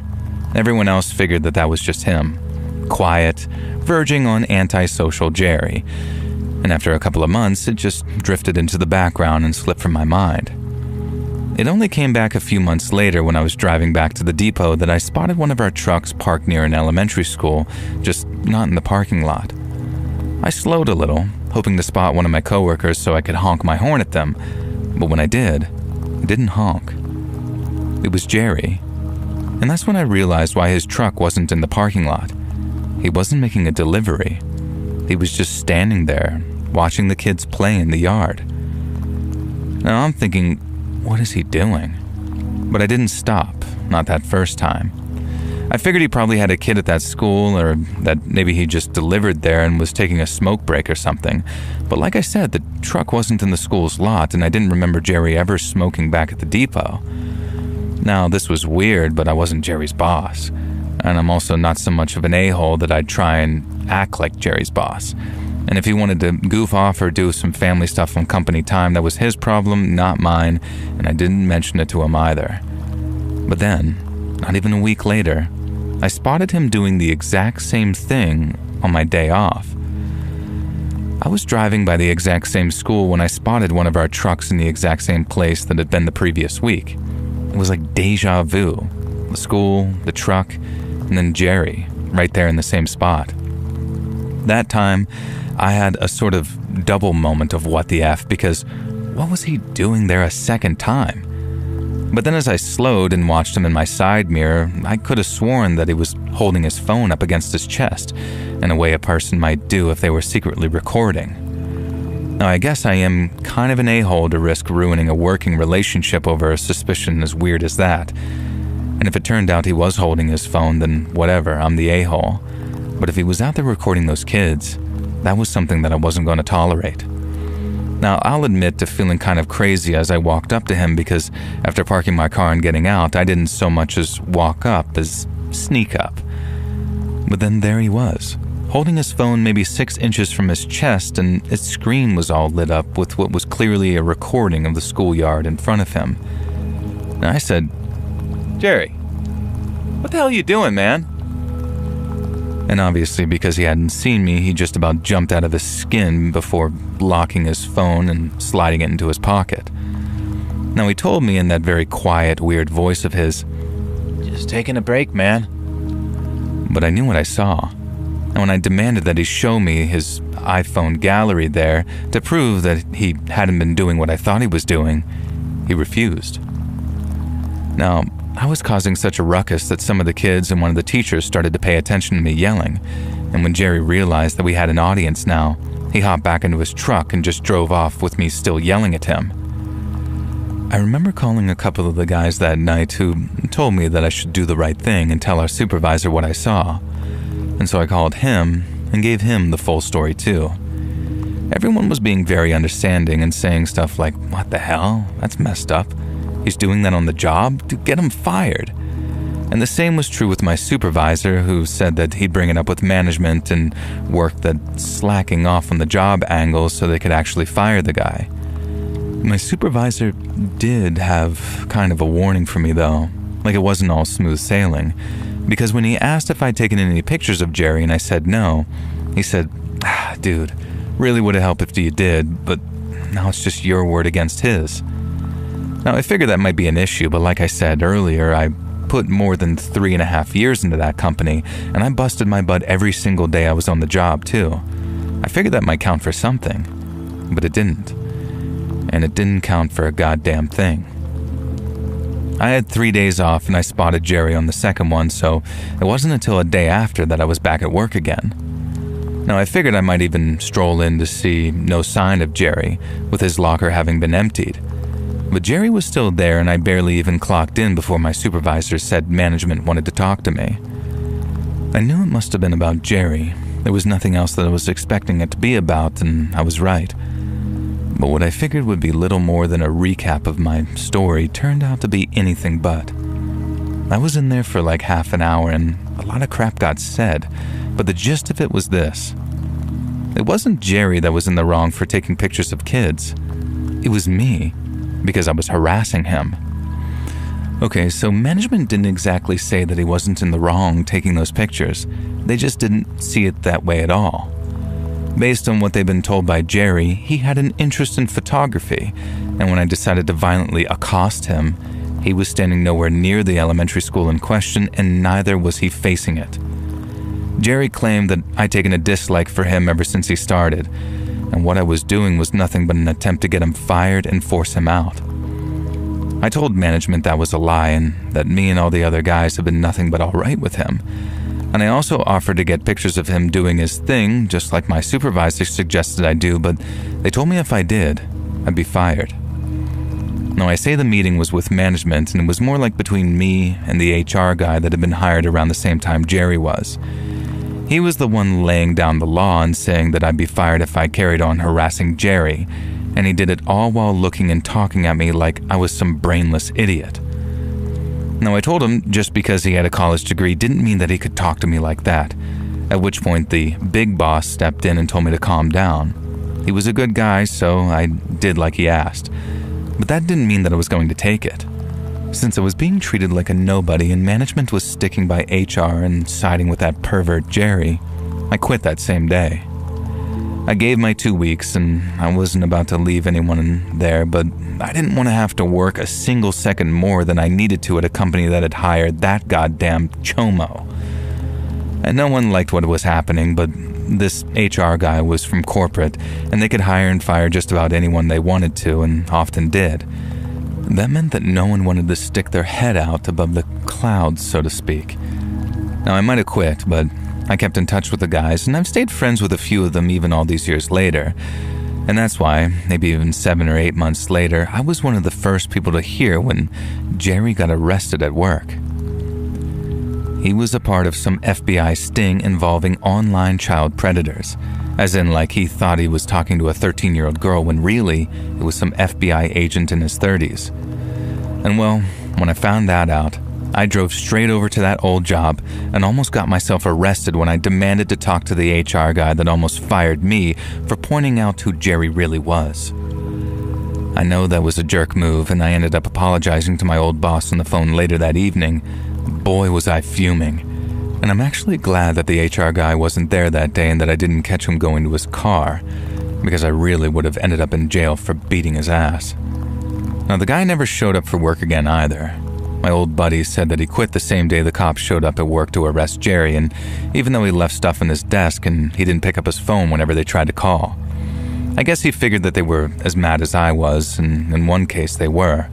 But all management wanted to do was return his stuff and do a brief exit interview over the phone, but still he didn't pick up. If there's 2 things that the whole thing taught me, it's this. Always trust your gut, and HR people are a pain in the goddamn neck.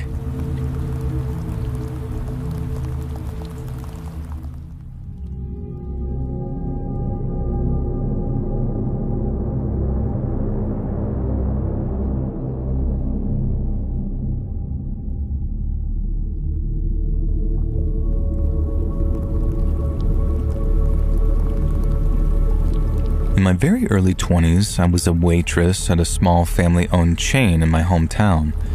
There wasn't anything particularly notable about the restaurant. It was pretty beloved in my town, and the food was great quality.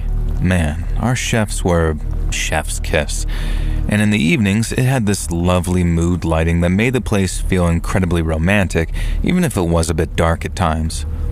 I got the job after dining there with my then boyfriend, Jono, for around the 5th time, and he noticed a help wanted sign in the window. It seemed like a perfect fit since I was looking for a job for my last couple of years of college, and I already knew a bunch of the restaurant staff, either through dining there or because I was friends with a couple of the waitresses. Things went great for the first few months there. I was having a blast and genuinely enjoying the work while still finding time for my studies. Unfortunately, working at the restaurant led to a little turmoil in my life as well. There was a male coworker who I'd become good friends with, purely platonic, but my boyfriend couldn't be convinced to see it that way. And one day he turned up at closing time to catch me and my coworker Brandon at it.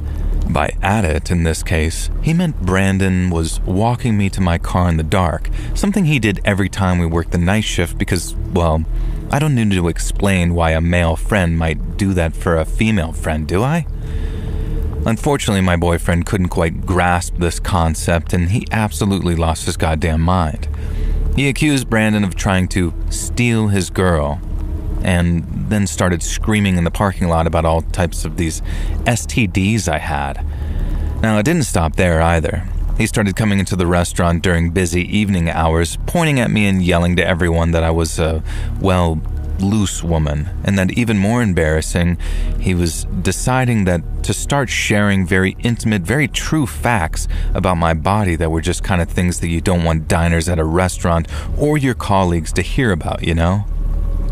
It was horrible, having someone show up out of the blue to randomly yell something unpleasant about how one of my breasts was smaller than the other and I was insecure about it, or the kind of things I liked in bed. And my now ex-boyfriend was banned from the restaurant, and I was given a couple of weeks of compassionate leave. During this time, I got a restraining order filed against him, and the security camera footage from the restaurant as well as witness testimony made it pretty simple and easy of a process. But still, I was devastated. I felt like I had no choice but to quit my job because the longer I stayed, the more sick that I felt about going back to face everyone. And eventually Brandon gave me a much-needed pep talk and convinced me that I was super valued as an employee and that they'd be gutted to lose me. And his well-meaning guilt trip worked, and I eventually returned to work. And now, enter the third player in the story. His name was Howie, and he was the assistant manager of our little family. Up until this point, Howie had been polite but distant with me. Not rude or anything, but not particularly interested in me as anything more than a colleague either. And on the day that I returned to work, though, he called me into his office and told me that Jono would not be darkening the door of our establishment again, and that he'd personally make sure of it. I wasn't sure how he could promise that since it would require him to work the exact same shifts as me, which surely he wouldn't be doing. But it turns out I was wrong. He'd arranged things so we worked at exactly the same times, at all times. And that was just the first red flag. The next, which I should have taken more seriously, was when he called me into his office again a few days later and started addressing the horrible things Jono had said about me. He said that he knew that I didn't have STDs, Jonah claimed, because I obviously wasn't that type of girl, which isn't how STDs work, buddy, but I liked my job and wanted to keep it, so I just kept quiet on that. Now next, he started talking about how I shouldn't be insecure about my breasts. So what if one of them was smaller than the other? He'd never noticed, and in fact, he thought they looked great. And he took this as an opportunity to gesture and stare at my chest as if he was doing me a favor. And then, the third and most intolerable red flag, there had been a certain proclivity that Jono had repeatedly yelled that I was into in front of colleagues and customers. Nothing I think anyone should be ashamed of, but not something that a young woman particularly once broadcasted to coworkers and strangers. And Howie reassured me repeatedly that it was fine that I was into this particular thing. And then he started telling me about how one of his current girlfriends, yep, phrased just like that, was also into it, and she told him that he was really good at pleasing her in that manner. And then he sort of paused as if waiting for me to respond with, I don't know. A request to experience this, I guess. The man was in his goddamn 40s, by the way, and surely he knew that that wouldn't work. And so now, I'd gone from one surprise abusive ex to a surprise creepy boss. They always say bad luck comes in threes, right? And so that night, at a bar after work, I got a bit tipsy and told Brandon everything. Brandon, who'd rapidly become my best friend, who I thought I could trust with anything. In his response, I probably misinterpreted Howie. That Howie was a good guy, he'd known him for years, and he'd never behaved like that towards him. Now just imagine me yelling loudly and incoherently at this point. So that was just me done with that job, but not before Howie had one final trick up his sleeve. Again, he called me into his office and this time made me sit on his side at the desk, which I reluctantly did because as much as it sickened me, I needed to part on good terms so I could get the references I needed. Now I couldn't believe what I was seeing when Howie pulled up the folder on his computer. It was a series of photos of Jono taken with a telephoto lens, like they'd been snapped by some kind of private detective. And they chronicled his daily movements since we'd broken up. Now I stared at Howie, who looked at me like he was extremely proud of himself, and he went on to explain that now we had a good enough data on Jono's day-to-day activities that we could surely make it look like an accident. Make what look like an accident, I asked. But of course I already knew. Howie had it in his head that together we were going to kill Jono to restore my honor and then, what? I dropped my panties for this balding middle management a-hole because he roped me into committing murder?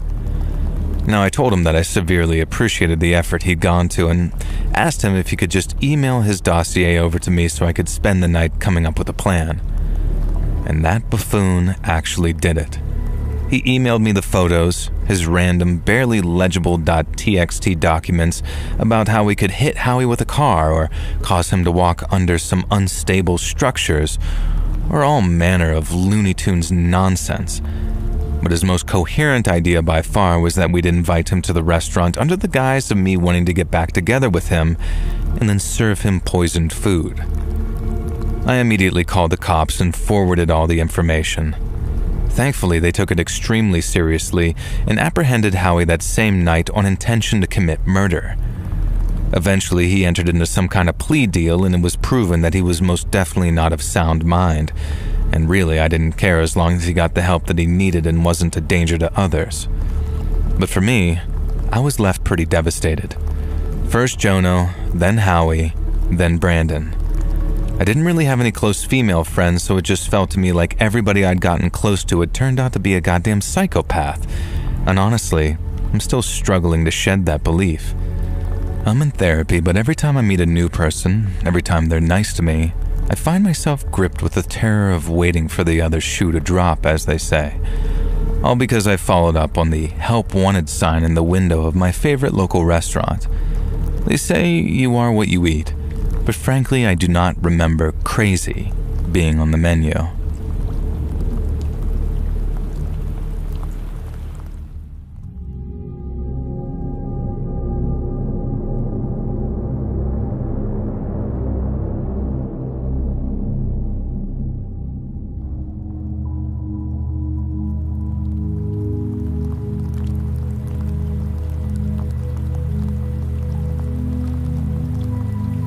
I lived in a haunted house as a kid in the 1990s, and the activity was centered around my attic loft.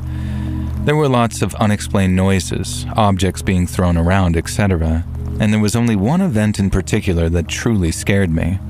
I could have been seriously hurt if the timing had been slightly different. Now, for context, the house was built in the 1940s and it was pretty creepy, the cavernous basement and the surrounding property included, but the focus here is on the attic. The house was a traditional New England colonial with a detached two-car garage off to the side. It sat on about an acre, with 3 sides bordered by a row of evergreens and an old stone wall. The attic was a walk-up with a full set of stairs, which split it into left and right finished sections. Now, I'm talking late 1970s puke green shag carpet and wood-paneled walls. A lot of the house had been renovated around that time in the 70s or early 80s. There were 2 panels, one at the top landing and another directly above the door at the base of the stairs behind you. These were removable wall panels that led into the slope part of the house's roofline, and those compartments were used as storage crawl spaces by my father. The left side of the stairs had a waist-height retaining wall/shelf, while the right side had a full-sized wall with a small closet accessible from the opposite side. Inside that closet was another small removable access panel for something or other, and I can't remember what it was for. I honestly forgot it was even there most of the time, but this is foreshadowing. Now anyways, my dad used the left half of the attic for his collectibles and storage, while I had free reign of the right half as my hangout spot once I got into middle school at around 1997-ish. And I spent a lot of time up there playing video games and building Legos. I had 2 chairs, a couch, a table, and I could pick up a basic over-the-air TV signal. And I hung out with a bunch of my friends up there, and it was great. Now, most of the time. Now, a quick tangent, I can recall one instance when I was probably about 5 years old, really young in any event, and my dad was going into the storage space at the stair landing to shuffle around some of his collectibles, a lot of baseball-related items, but I'm getting off topic. I crawled in there and started exploring to the right side, thinking that he was messing around on the left.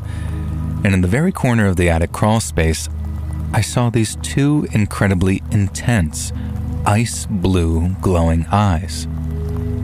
I got this overwhelming, unexplainable feeling of fear unlike anything else. and I just turned around and booked it out of there without saying anything. And that was the only time anything like that happened while I lived there, and I'd gone into the crawl space a ton over the years. Now that the attic layout is covered, the important parts for these occurrences are the 3 removable wall panels. These things weren't just loosely put in place. They required deliberate effort to remove. I think you know where I'm going with this. And often while I'm hanging out up there, at least the panel at the top landing would pop out of its place with enough force to slide down the stairs and crash into the door at the bottom. The panels were about 3 feet tall, and there were at least that much distance between the last step and the wall. If it was the panel above the door, on the other hand, that required even less to make a ruckus.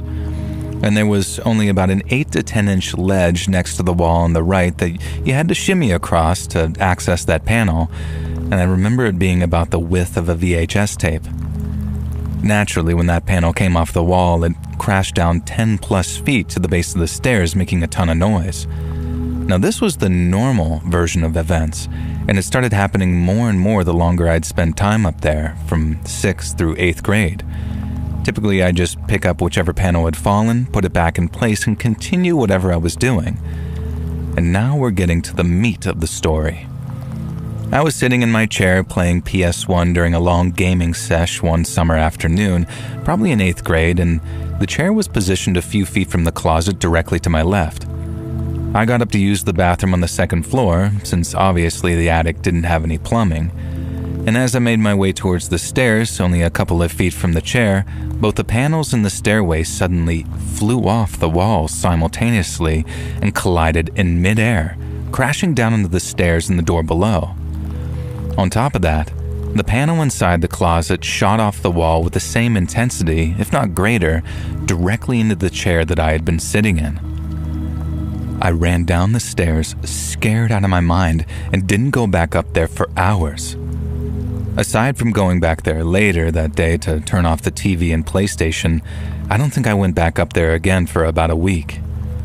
And to put it into perspective, imagine these panels leaving the walls with roughly the same force as vehicle airbags deploying, the first generation ones, not the modern stuff that isn't quite as powerful. These were 3/4 of an inch to 1 inch thick wood panels, old school material, not the cheap stuff that you get at the store today. Getting hit by one of those would have seriously messed up a grown man, let alone a scrawny 12 to 14-year-old kid. And no, it wasn't a draft or stormy weather. This happened regardless of the conditions outside. And I remember one less intense event when I picked up the panel from the bottom of the stairs, fit it snugly back into the wall, turned around, took a few steps towards my side of the attic, and it did the same thing again. And I just straight up said, "All right, I'm leaving," packed it up, and did something else in the house. I had gotten the hint. Now, most of these events happened during middle school in the late 90s when I was allowed to take over that space. We moved out when I was entering high school in 2000, and these things also occurred at other times when nobody was up there, usually at night, and I heard a lot of crap happening at all hours. My bedroom was right next to the door leading up there, under my father's side of the attic. However, the frequency of the noises and phenomena dramatically increased once I started spending my free time up there. I know for a fact that at least 2 of my friends experienced these events while they were at my house, and so did my younger brother, who was 3 years younger than me. Regrettably, I was kind of an a-hole to him around that time, and one of my friends and I locked him up there once. It was almost like the spirit had read the script, because as soon as we locked him in, the panel at the top landing came off the wall. Notably, the panel directly above the door that he was desperately banging on did not come off that time, and he was screaming and crying to be let out like Michael Myers himself was up there. Now, this was a total dick move, I know, but middle school boys, what do you expect? He would have been around 10 or 11 at the time, so not super young. And to wrap things up, I drove by the place last summer and it looked like it was either being completely renovated or prepped for demolition. I got it into my head that I should talk to the current homeowners to see if they'd experienced anything similar, but I never went through with it. I drove by again earlier this summer and it looks like the renovations are done. There are visible improvements from the street and the dumpsters are gone. Still didn't find the stones to go ring the doorbell though.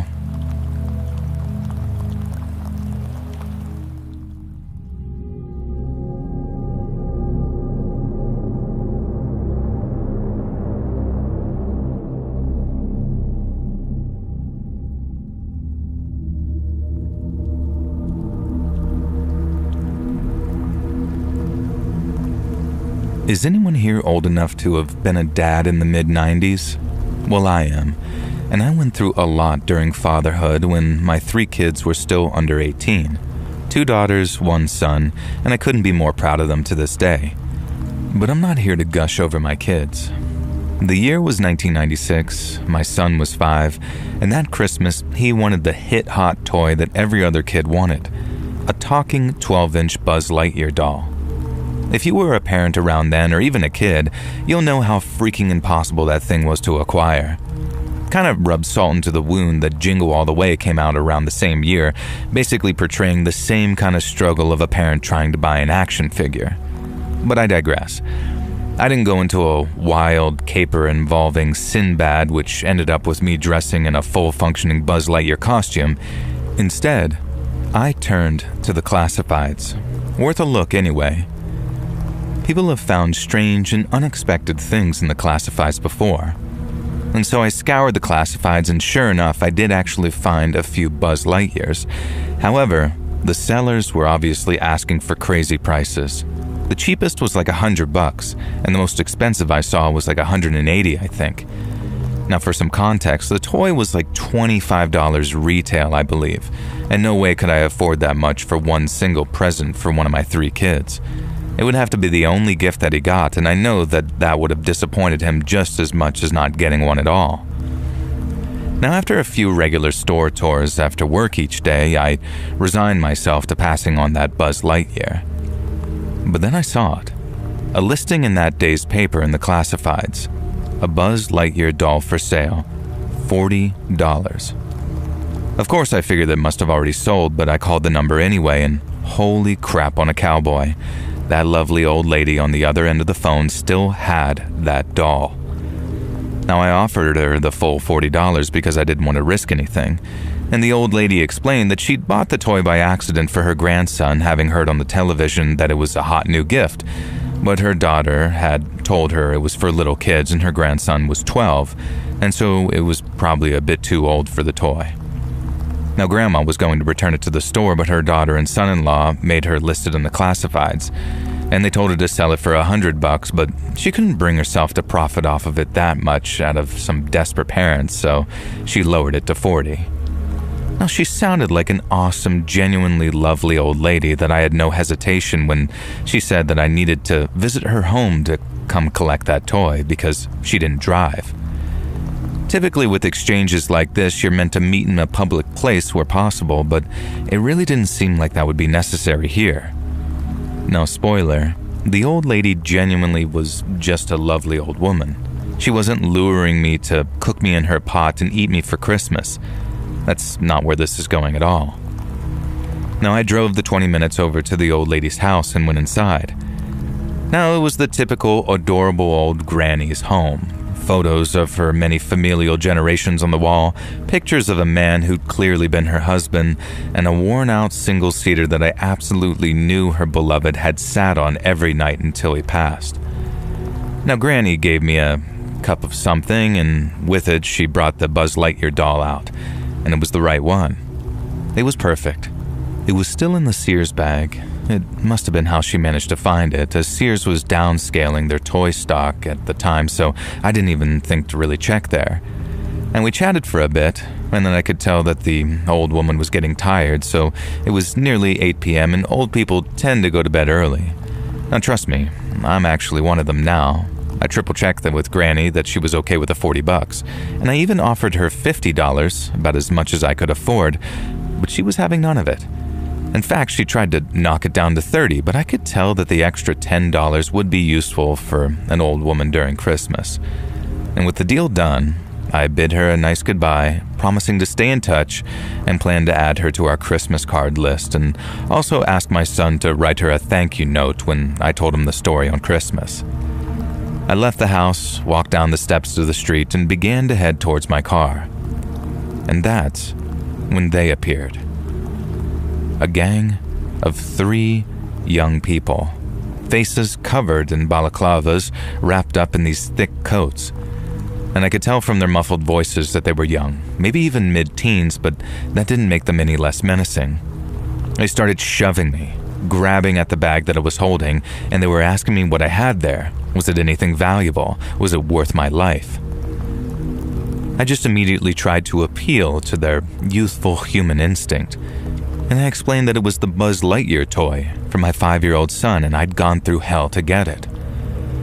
Now, I expected at least an ounce of humanity or empathy at this, but no. It caused them to cackle and circle me, snatching at the bag and trying to pull it away from me. Now, I thought about lashing out.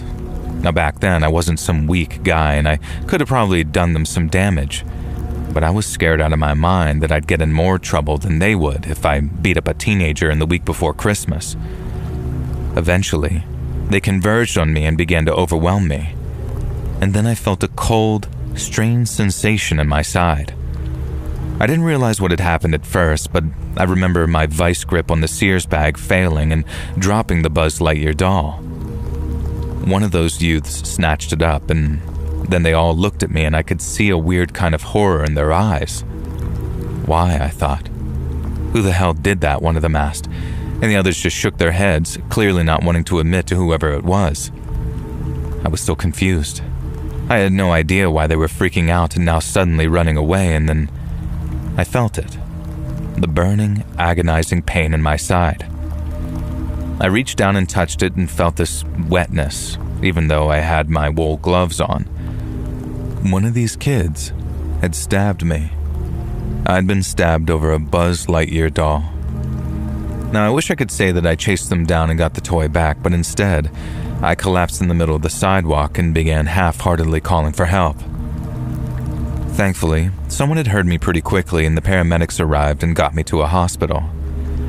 Thankfully, the blade had barely entered my side thanks to the winter coat and hadn't penetrated further than the tissue and muscle.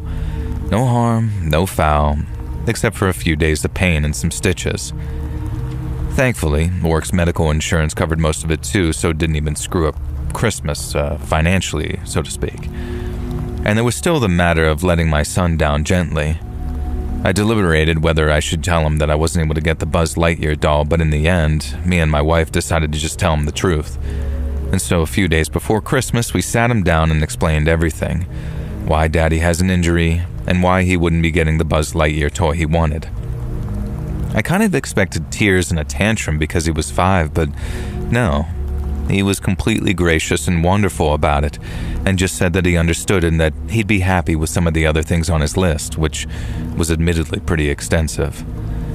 And so my son never did get the Buzz Lightyear toy for that Christmas. I got a knife to the gut, but Christmas was still wonderful with the family. And then a week after New Year's, I happened to see a lone copy of the Buzz Lightyear toy sitting on a store shelf. And I guess they weren't quite so frantically in demand then. So, of course, I bought the toy for him, and finally I was able to give my son a talking Buzz Lightyear. That year, I decided to make a concerted effort to get all the kids heavily into video games because you couldn't really go wrong that way. But that one Christmas, the ugly spaceman from Toy Story nearly got me killed. Be safe out there, folks, even 30 years later.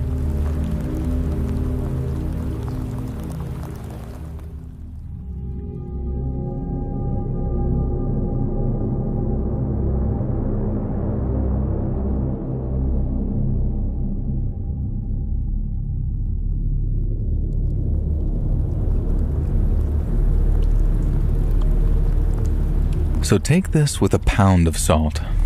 I understand this is crazy and probably my brain doing some weird stuff, so yes, I know this probably all means nothing, but this has been in my brain for so long that I just gotta get it out.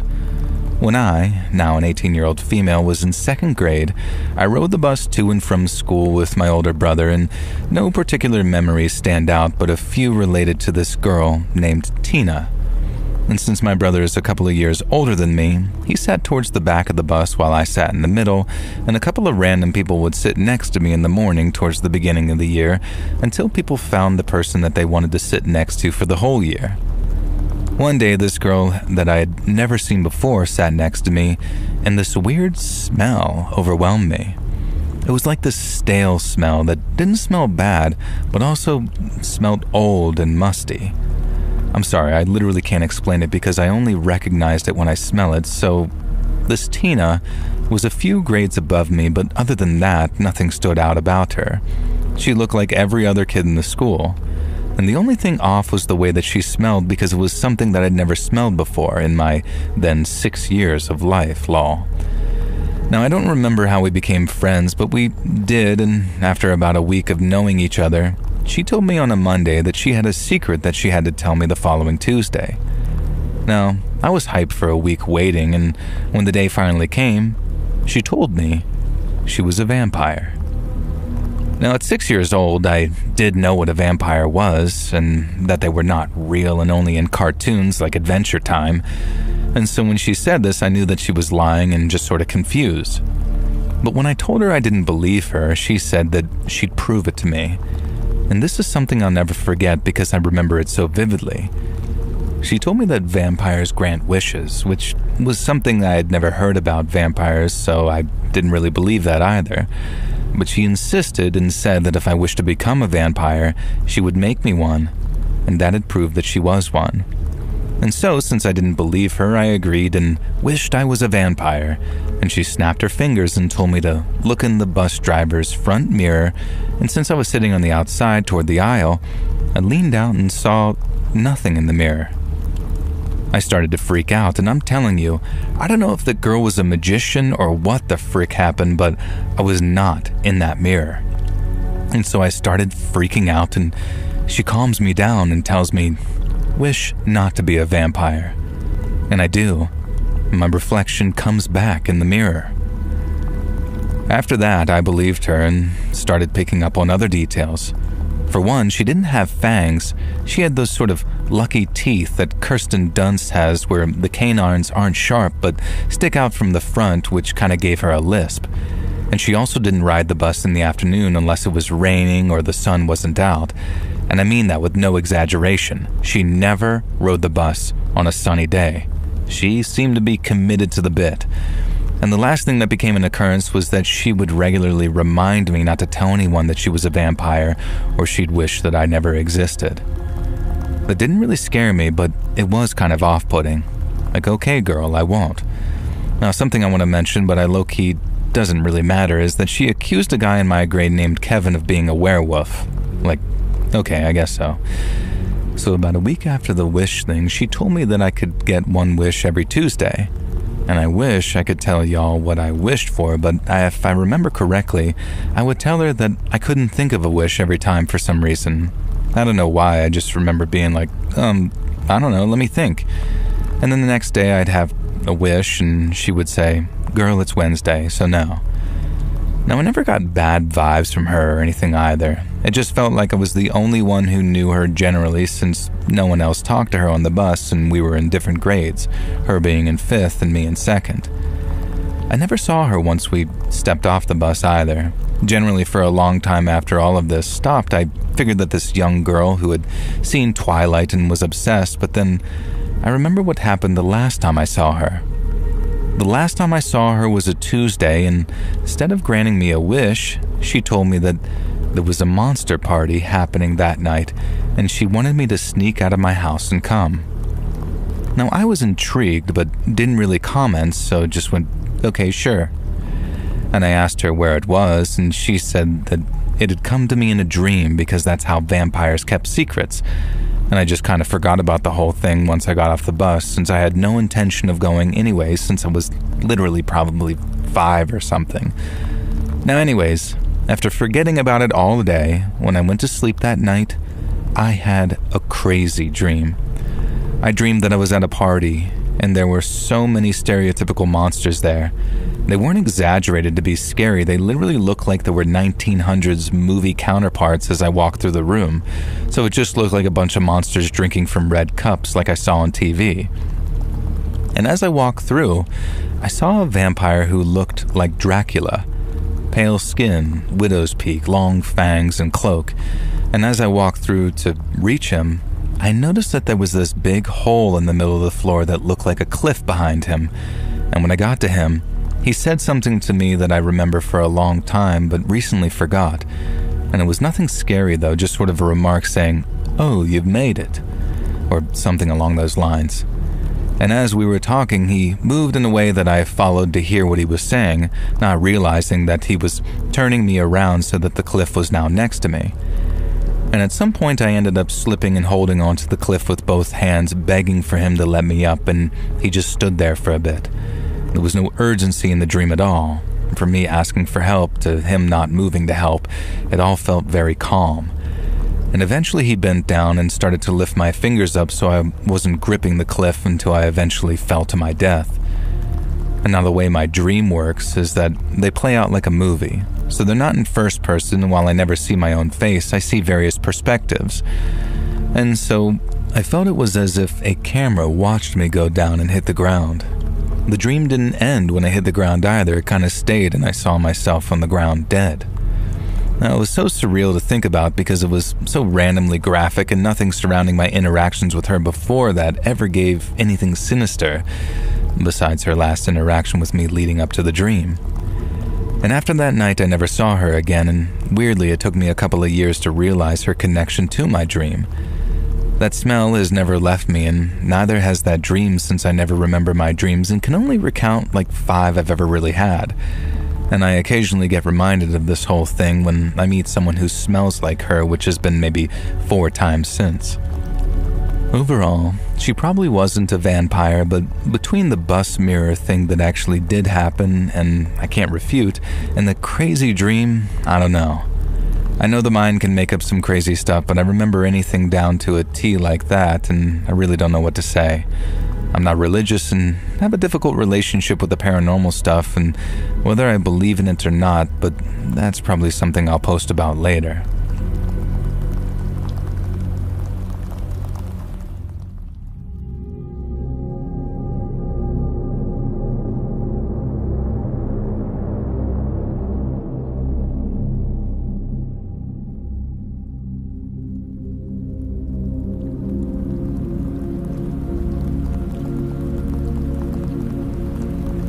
Hey, Joel and crew. Do any of you remember that huge, horrific blizzard that happened in Oklahoma way back in 2009? I got caught up in it, if that's not obvious. I was driving home from a remote Christmas party on Christmas Eve when the snow really began to fall.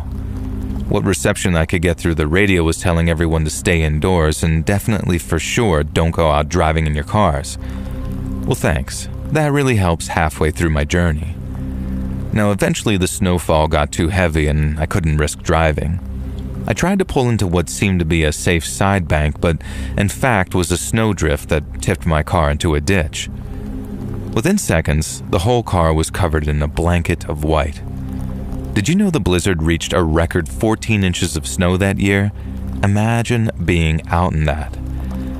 And so there was no point trying to gun the engine or pull myself out of the ditch. The car was kind of just sort of sideways at an angle, firmly stuck, and of course, I had no cell reception in the middle of a blizzard out in the sticks. Now, I was going to die in my car on Christmas Eve, I thought. I thought about my boyfriend waiting at home for me and the late night that we had planned, and I just sort of sat there and wept. He worked as a paramedic, so he hadn't attended the party with me as he didn't want to call off of work on Christmas Eve, and I was going to let him down by dying like a moron instead of spending Christmas morning in his arms. My teeth began to chatter, and I found every possible wrap, blanket, and piece of material I could in that car to wrap myself up in. I allowed myself occasional blasts from the heater, but I didn't know how long I'd need to conserve the battery, and I had to be careful with this. Whenever I turned the heating on, it would melt the snow on the windows just a little, and it felt like I was there forever. Hours, days, weeks. I drifted in and out of consciousness. One time I woke up and I was shivering so bad that I thought that I was going to bite my own tongue off. Now, I allowed myself an extra long gun of that engine and the burst of the heater then. Gradually, the snow melted off the windows. And I can't tell if I fell asleep again, but I had this distinct memory of seeing someone outside in the snow. They were wrapped in deer skins and just sort of prowling the forest. I know it had to be a dream, but you know when a dream feels like a dream? This didn't feel like that. This deer figure stalked through the trees, and they'd clearly noticed my car, but were pretending they hadn't. I banged on the window, shouting for help, but unable to open the door and too afraid to wind the window down in case the snow burst in and buried me. Now, eventually, this deer-clad figure did approach the window, tapped on it, and then just ran away. All I can remember is some dirty human face. I think I must have been delirious because I have no explanation for this at all, and this wasn't like the middle of nowhere, Finland. It was Oklahoma. I decided the heat was getting to me, so I just shut it off, but I still felt too hot, so I started removing the blankets and coverings that I had on. Somewhere in the back of my mind, I remembered that this was a symptom of hypothermia, that people become convinced they're too hot, but not too cold. And I began drifting, and eventually a choir of angels descended from the heavens, glowing golden and silent through the blizzard. Except it wasn't a choir of angels, it was a rescue truck, and they were here to freaking save me. Now, I won't describe the boring, elaborate process that involved getting me out of my car into one of those shiny thermal blankets and then taken to the hospital with a severe case of hypothermia. So, that's how I spent Christmas Day that year, in a hospital, making sure that I had enough fluids and didn't go into shock. My paramedic boyfriend didn't leave my side and brought me some of my gifts to my hospital bed.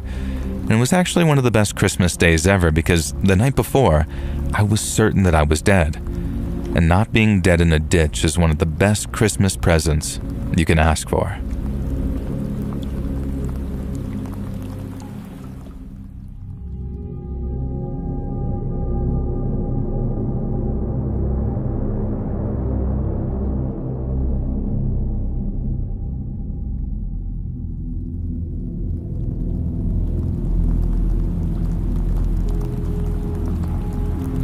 At 1:52 a.m., my phone rings. It's my husband. He had already texted me, letting me know that he was on his way home from work. Worried that something was wrong, I answer. I say, "Hey babe, you okay?" And there's silence. "Babe? Can you hear me?" "I can now, are you okay?" I respond. I don't know what just happened. I'm almost home, but I saw something. I'm about to lose service. Be waiting on me, please." I get out of my bed and stand at the front door waiting to see his headlights come down our long driveway. He gets in the door with a shocked look on his face, and this is what he says to me.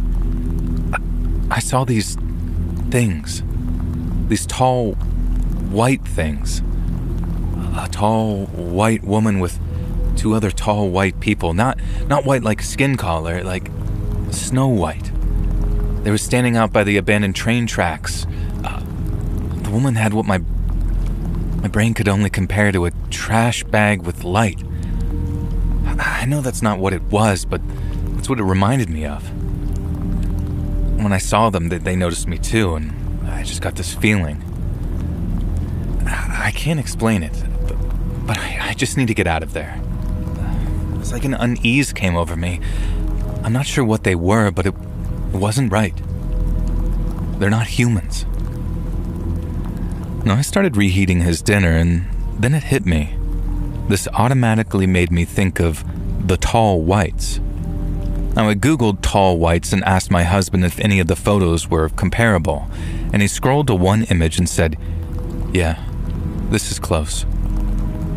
Now, the next morning, we decided to go back to where he saw them, and there was a black mark on the ground, like something scorched the earth.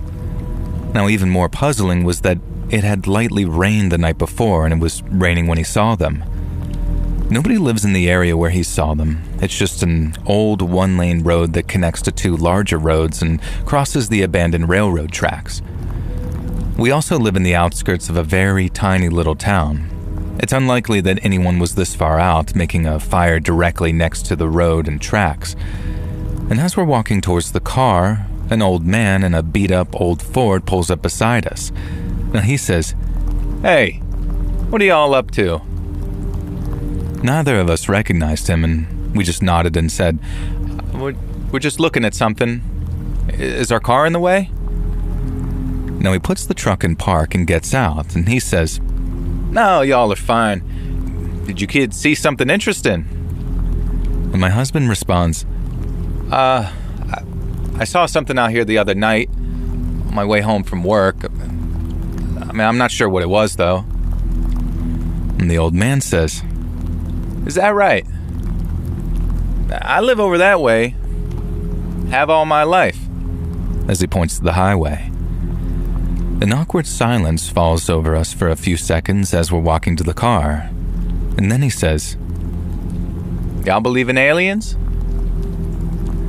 My husband and I both look at each other. I say, "Yes, actually we do." And he goes on to tell us that he and his wife, his late wife, experienced a lot of strange occurrences over there over the years. Now, he said the scorch marks were from them, and asked if we'd ever seen anything in the sky that was unidentifiable. Now, my husband showed him a video that was taken a couple of months back of a unidentified flying object over our house. He invited us over to his house, saying that he had some images that he'd like to show us, and it may not have been the best decision, but we agreed. Now, my husband actually has his carry permit, so I wasn't too worried if anything weird went down. Now, we followed him to this old farmhouse, and he said his grandparents built the house back in the 1800s, and all of them had seen and experienced things on and around that property. He goes to a little garage/shack and retrieves some old Polaroid pictures, all 5 photos picturing your classic flying saucer. "My father took these," he said. "There's more in the house somewhere." And he goes on to tell us that he's not exactly sure where they come from or why they're here, but he knows there's different species and different kinds of crafts. Now, I'd like to think that we gained a friend, but I'm still not 100% sure what my husband encountered. I just thought I'd share this story here and see if any of you think it's connected.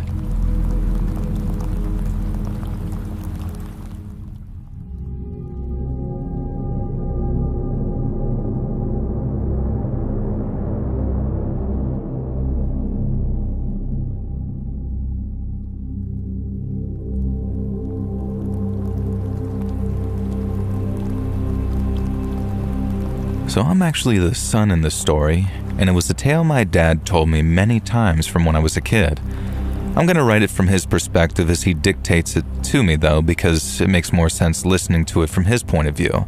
And I asked him to write it down for me, but he said, "I'm not writing out all that crap for some Facebook Minecraft pod channel nonsense." He's 65 now, and I have no idea how he knows what those things are, but I just told him that I'd write it out for him. And he also cannot get his head around the fact that you are not Markiplier and that other YouTubers exist, so I'm writing it exactly as he dictates here.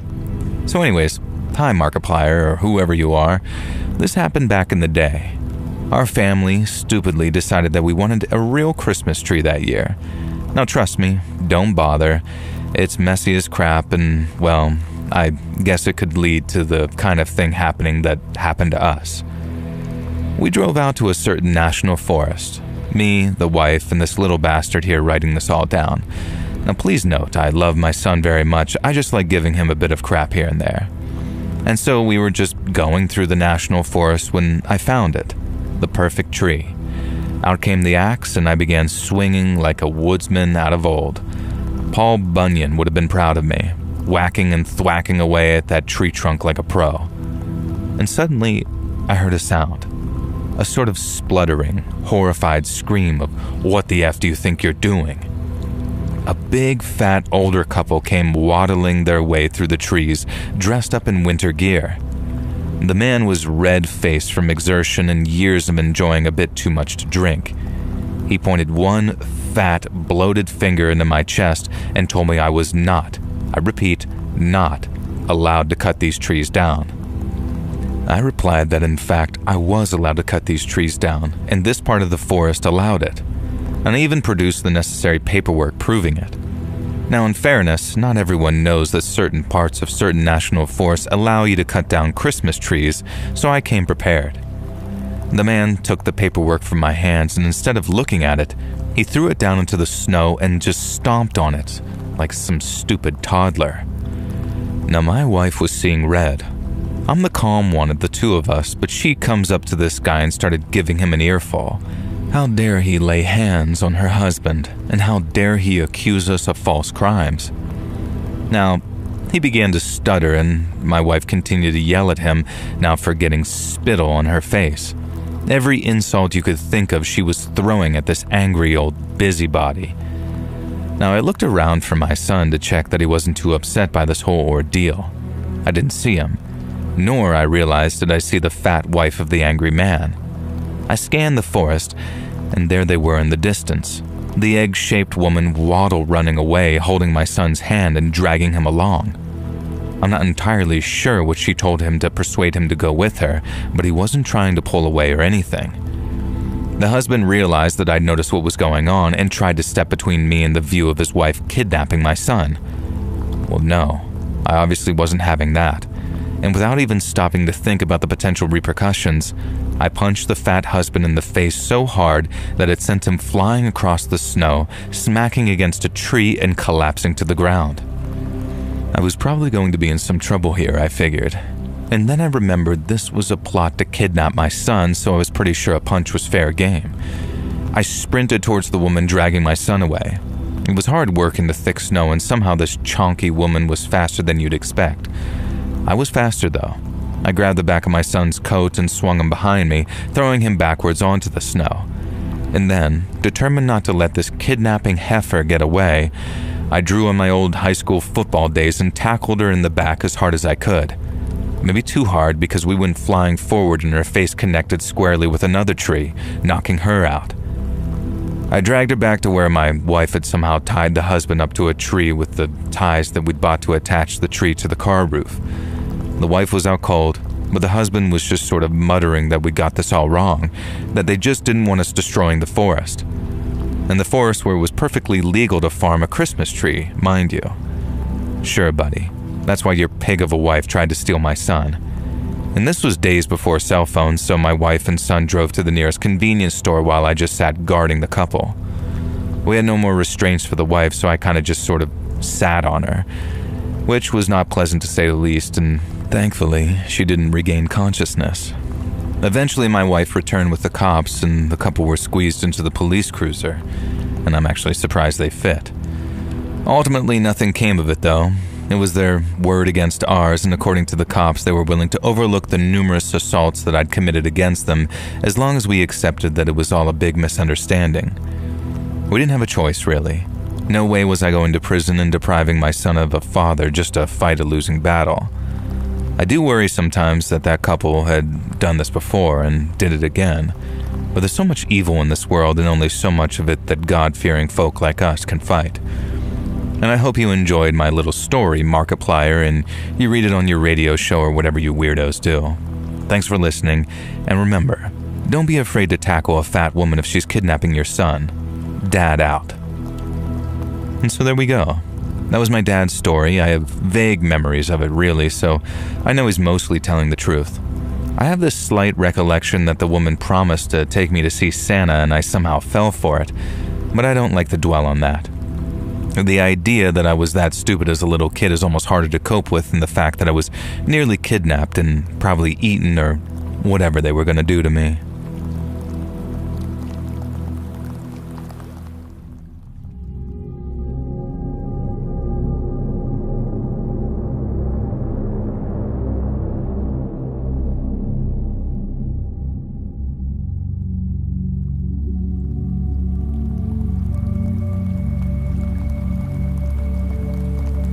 So there's this woman, Paula, we'll call her. She's maybe 5'4", 85 pounds, originally from a country in South America, and freakishly strong. I used to take yoga with her, and we did aerials and pole together.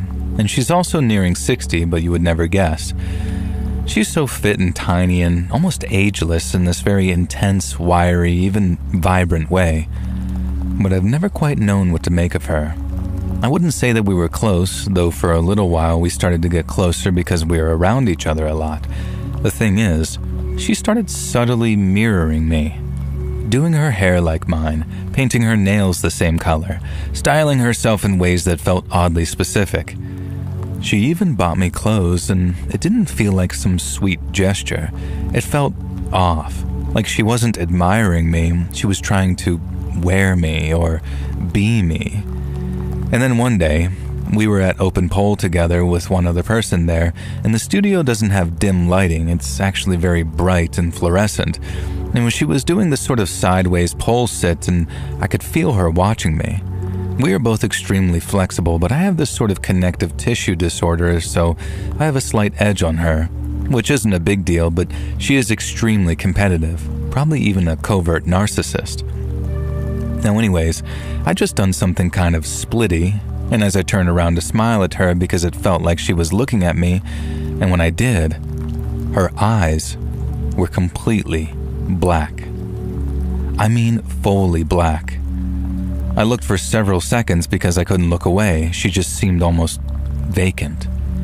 Not checked out, but absent, like she'd gone somewhere momentarily and she was temporarily checked out. But yet it also felt like there was something in her place, an almost energetic placeholder. Something else seemed to be looking out through her, but it wasn't necessarily an intelligent being. I was left with this feeling of, I don't think I was supposed to see that, and I'm pretty sure she doesn't know that I saw this, but also I don't know if she was even aware of something happening. It was like when you accidentally see a mic in a movie or a crew wearing jeans in a film set in ancient Rome. It wasn't just a weird lighting thing. Again, bring fluorescent lights at the studio, or a blink, it was just unmistakable, and I've never seen anything like it before or since, and I'm also pretty positive nobody else saw it. Now, it only lasted a few moments. I finally stopped looking at her and walked over to the table where my stuff was and took a sip, and then everything was just sort of back to normal. Now, I know how this sounds. I try to rationalize it and gaslight myself into letting it go, but I can't. Not with everything else. The mirroring, the vibe, the way I never felt entirely at ease around her. I'd really love to hear what other people might make of it because I honestly don't know if I'm reading too much into it or not enough.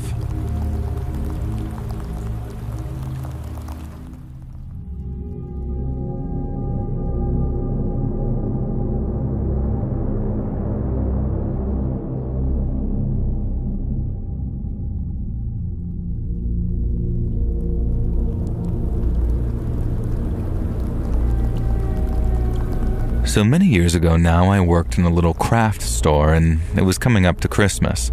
Now, this was always a lovely, busy time for the store, and we'd done extra well that year. We all decided to run a potlucky Christmas party, and the assistant manager, Janine, volunteered to host the festivities at her house.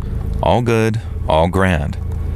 Now, 4 weeks before the event, we received emails from Janine planning, maybe over-planning, the meal, and we all decided what we were bringing, making sure everything would be perfect, etc. Now, one constant in every single email that she sent was the strong emphasis that Janine was allergic to peanuts, like fatally, deathly allergic. And we all had to promise repeatedly that we would make sure that our dishes weren't contaminated by peanuts in any way. Not a problem given the dishes that we were preparing. The big day came and the spread was fantastic. The 8 of us sat around Janine's extending dining table talking about, excitedly, the great year that Carol's Crafts had gone through. Now Carol, the big boss, was already a little drunk when she got there via her cab, which was wild to see. It was like seeing your grandma tipsy. Janine's husband set up the table for us and laid out all the food and then vacated the premises. Going out drinking with the boys, apparently, he said. So it was just the 8 of us, the full staff of Carol's Crafts. 7 women and 1 guy named Bruce, who was the absolute spitting image of Freddie Mercury back in that era, just very campy and bisexual. He was the joker of the group and had the rest of us women howling with laughter at some of the crazy dating stories from back when he lived in New York City. Now, none of us noticed the oddity about the spread at the table. I won't ruin it by giving it away just yet, but there was something that we should have all picked up on, and none of us did. We were having too much of a good time listening to Bruce's stories and chattering among ourselves, and we barely even begun to eat. When we did, though, the food was delicious. Everyone had outdone themselves. Compliments were being thrown left and right. Fun was being had by all. Right up until Janine started coughing, and then choking, and then her face began to swell. It was obvious what was happening. She'd ingested peanuts somehow, and she began to claw at the table, reaching for water, trying to croak out the word EpiPen, but we had absolutely no idea where she kept that EpiPen in her house. Suddenly, Carol was on her feet, reaching into her purse and producing an EpiPen out of nowhere. Later, she'd claimed that she'd always carried one with her, as the boss, knowing that one of her employees had a peanut allergy. So without any fuss or hunting for an EpiPen, Carol shot Janine up with the epinephrine, and immediately the effects were obvious. She started being able to breathe again, and the swelling stopped. That wasn't enough, though, so we called 911, and an ambulance was there in minutes, and she was taken to a hospital and treated. And that wasn't the end of it, though. Long story short, the doctors discerned that Janine had fully consumed peanuts and that her reaction had been far too bad for minor contamination. That meant that one of the dishes that she'd eaten had contained an actual large amount of peanuts. Janine insisted on getting the cops involved because, after the repeated numerous warnings, it felt like an attempt on her life. I can't blame her.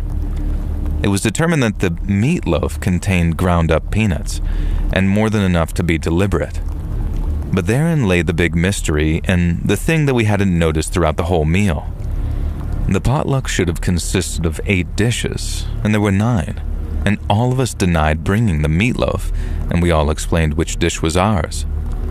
Now, time passed and we went back to work after the Christmas break. Janine kept dropping comments and remarks suggesting that she believed one of us had brought the meatloaf as well, and then we started suspecting each other. Had Bruce finally gotten sick of Janine's OCD and how the shelves were stacked? And what about Carol? She conveniently had an EpiPen on her person, despite having no need for one. Was it really just a thoughtful gesture for an employee, or had Carol merely wanted to ensure Janine didn't die, but let the allergy serve as a warning? And then there were all the other staff members.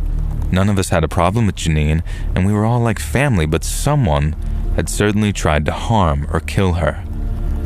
Carol's crafts wasn't the same after that.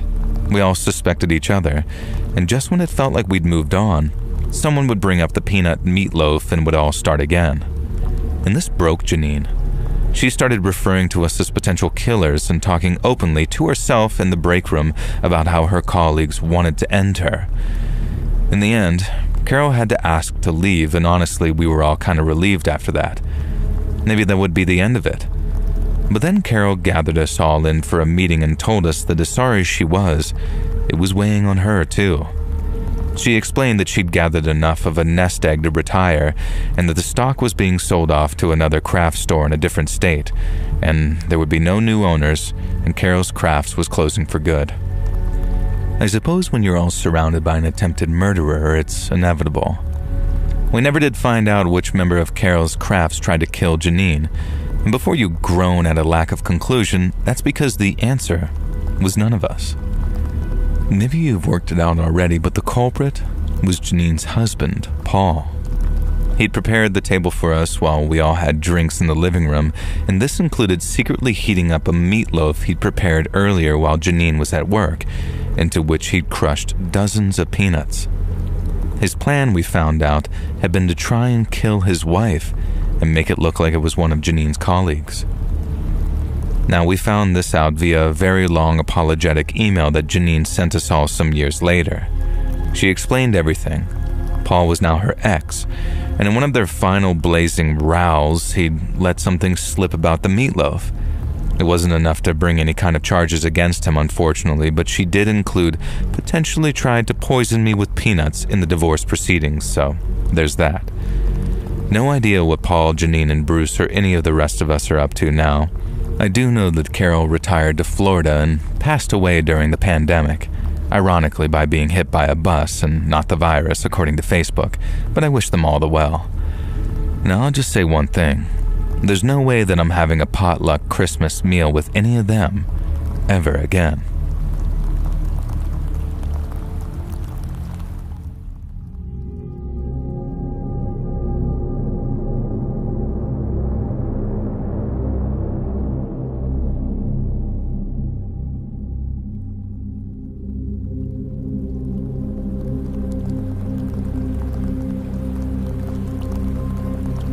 So when I was about 8 or 9 years old, I was laying in the front bedroom of my great-grandparents' large home my mother inherited. And there was an entire upstairs apartment not being used, and it was a large 3-bedroom home on the first floor. Upstairs were 3 more bedrooms, a kitchen, and a bathroom. My mom was about to rent the upstairs out, but saving it for a relative whose lease was up. And my mom and her entire family grew up in that home. And by this time, my great-grandparents had passed on, but my grandparents were still alive. Now, I often watched television in bed with my mom when I was that young and would either fall asleep in her room or go to my room, which was closer to the back of the home. Now, it was Friday night, so I was allowed to stay up late. At around 11:30 p.m., we heard a very loud noise of someone entering the home through the back door. Now, you have to pass through the dining room, living room, and kitchen to get to the back of the home, and you cannot see the back door until you've reached the kitchen. My mom grabbed her gun, and I remember grabbing a metal candle holder, and she told me to stay in the room and hide, but I refused. I wasn't going to let her go alone, and I was scared, so I trailed behind her with my weapon. My mom had her gun drawn, making her way to the back room, ready to blow someone's brains out, and when we reached the back room, the room was glowing. We only saw it for maybe 2 to 3 seconds, and then it went pitch black. And after the glow went away, we saw the back door wide open with a men's size 12 mud print on the door where someone had kicked it in, and there was no one in sight. When my mom tried to call 911, the phone line was dead, and we later found out that it had been cut.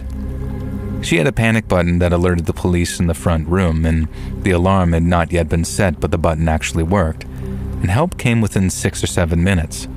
This happened in 1994, over 30 years ago. However, I have always believed that someone came there with the intentions of doing us harm, and I also believe when they kicked down that door, they saw something that scared the life out of them, and they took off running.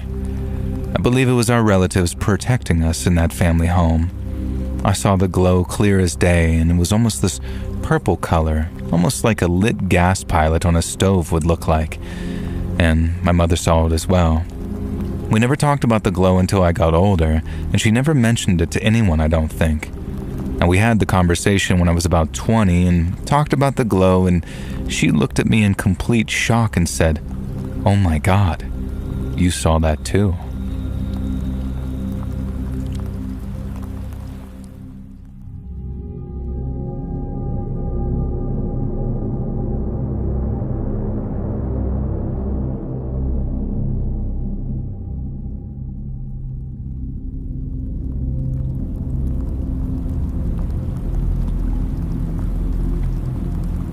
So I'm a woman in my mid-20s. Usually I live with my boyfriend, but he was away for work, returning home on Christmas Eve. And this story takes place a few days before Christmas Eve. I was just chilling around the warm, single-story house in my PJs, and the place was decorated for Christmas, and I was excited for my boyfriend to finally get home on Christmas Eve and see it. Now, I'm not sure exactly what I was doing when I first heard the noise, probably watching some crap on Netflix, but I heard what definitely sounded like footsteps on the roof. Now, you know how it's not at all weird to hear strange noises around a house. Buildings, new and old, can shift and settle, especially when the temperatures change. Plus, there could be squirrels hibernating in the roof space. Even a single-story house has one. And whatever, bros, as long as you don't bother me, I'll let you warm yourselves up there. Now, my friend called, and we were chatting and gossiping about various crap, including whatever show I was watching on Netflix, which makes me think it was probably 10 Reasons Why, because I remember I was complaining about it so much that my friend laughed at me for raging like I was on Twitter. And then I just happened to mention the footsteps that I'd heard on the roof earlier, and she joked that maybe it was Santa coming early and he was gonna slide his sack down my chimney. Now, we chatted a bit more and hung up, and I went back to watching my crappy show, and then I heard it again.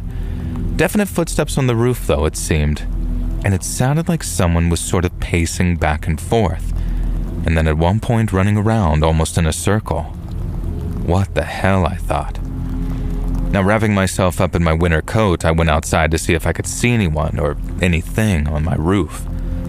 Of course I couldn't, but then being a 5'3" woman, I could barely see the roof in the first place.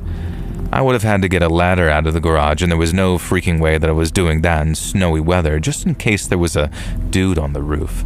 Besides, what could he actually do on the roof? So I just went inside. Big mistake though. The guy on the roof must have seen me, even if I hadn't seen him, and this apparently sent him into a frenzy. It was like he was running around on my roof like some maniac, doing laps or whatever, but why? I have no idea, but it was incredibly unsettling and terrifying, and very scary since I was home alone. So this guy did not stop running around up there for a good half hour, which caused me to go out again and look.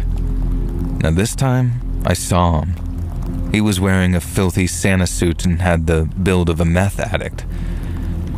And he saw me too, and he pointed right at me. Then he started shrieking about how I was on the naughty list, and that's why he'd been running around on my roof for the past 2 hours. When I thought about it, I had no idea how he'd even gotten on my roof. It's not like he could climb up onto it without a ladder, and the ladder was definitely in the garage. The only thing that I could think of is that he'd somehow taken a running jump from a neighbor's roof and managed to make it.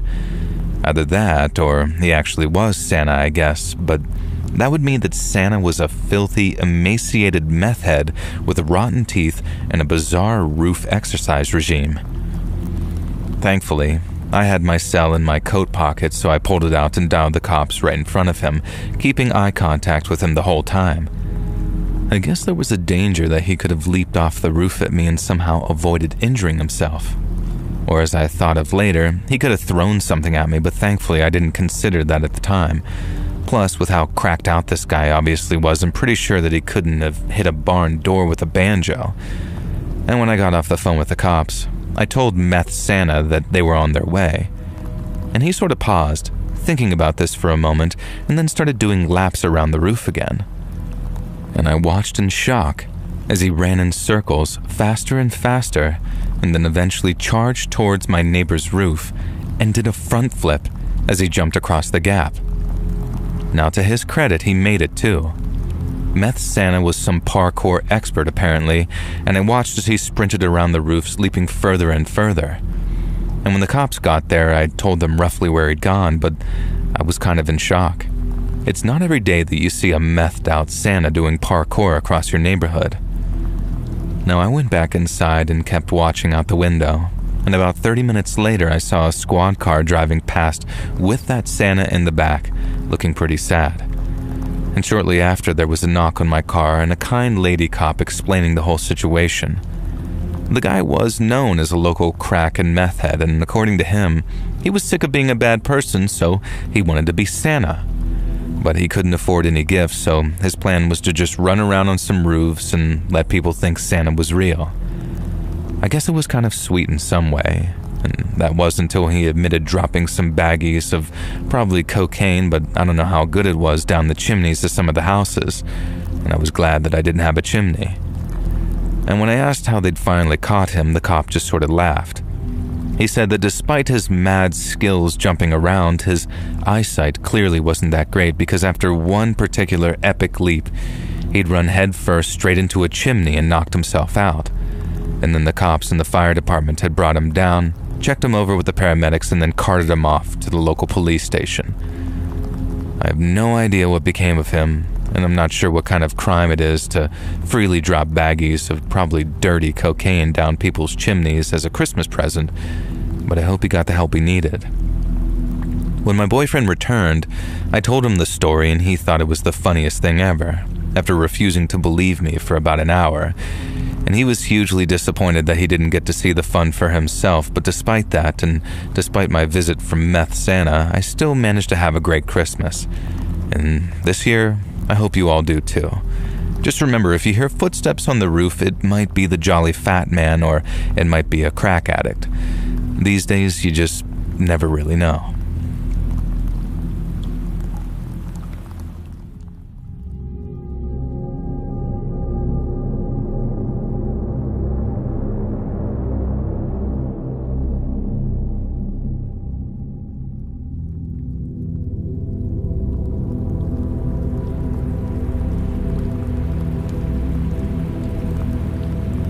From the time I was 7 years old until I was 12, my family lived in the front house and my aunt lived in the back house.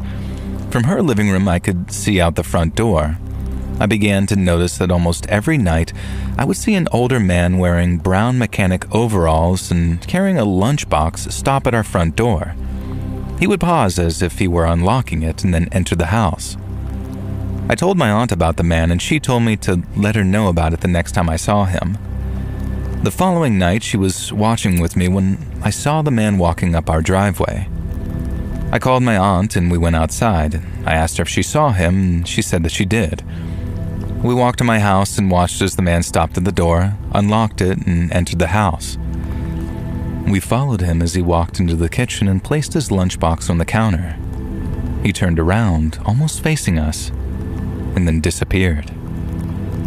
This happened for years until I decided to ask our neighbors, an elderly couple that all the neighborhood kids called Grandma and Grandpa, who had lived in the house before my family moved in. Grandpa asked me why, and I told him I was just curious. He told me that a man named Kenneth had lived there, and he was a mechanic and had a garden in the backyard that he loved. I asked why he moved out if he loved the house so much, and Grandpa told me that Kenneth was coming home from work one night when he died in a car accident. He never made it home. I said that was sad and that I hoped that he hadn't gone through any pain. Grandpa said that he passed instantly as soon as the two cars collided. I told my aunt what Grandpa said about Kenneth, and she told me that maybe I should talk to him about it. I was 12 years old and had been seeing this man for years. He never scared me, so I decided to try. He usually showed up at around 6 p.m., so I waited at the front door for him, and when he walked up the driveway, I spoke to him. I said, "Hello, Kenneth. You had an accident and never made it home from work. My family lives in your house now. You're free to keep coming back here every night, but there's a beautiful garden waiting for you on the other side. You're free, and I know that you miss your garden." Kenneth looked at the house and then down at the ground and then up at the sky. He disappeared for the last time and we never saw him again. I told my grandma and grandpa what I had done, and Grandma said that she had seen him walking down the street, but he always looked right through her. He heard you. He saw you, she said. And that is a very special thing. Don't ever forget that.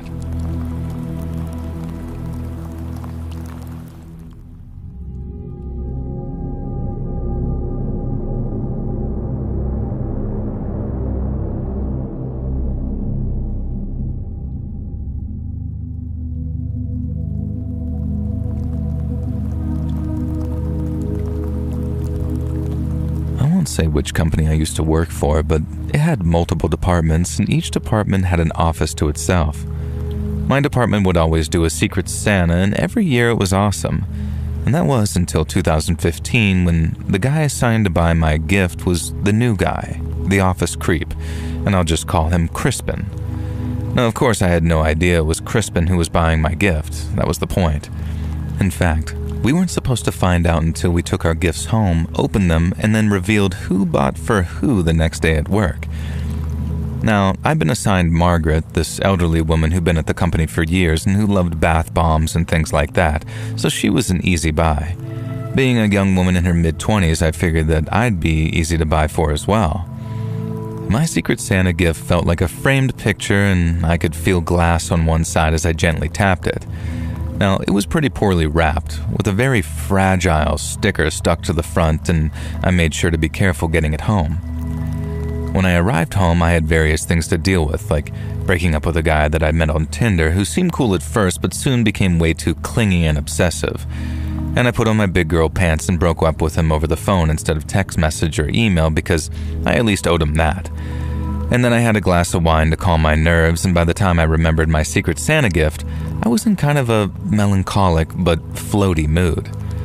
And when I opened it carefully, I thought that I was seeing things.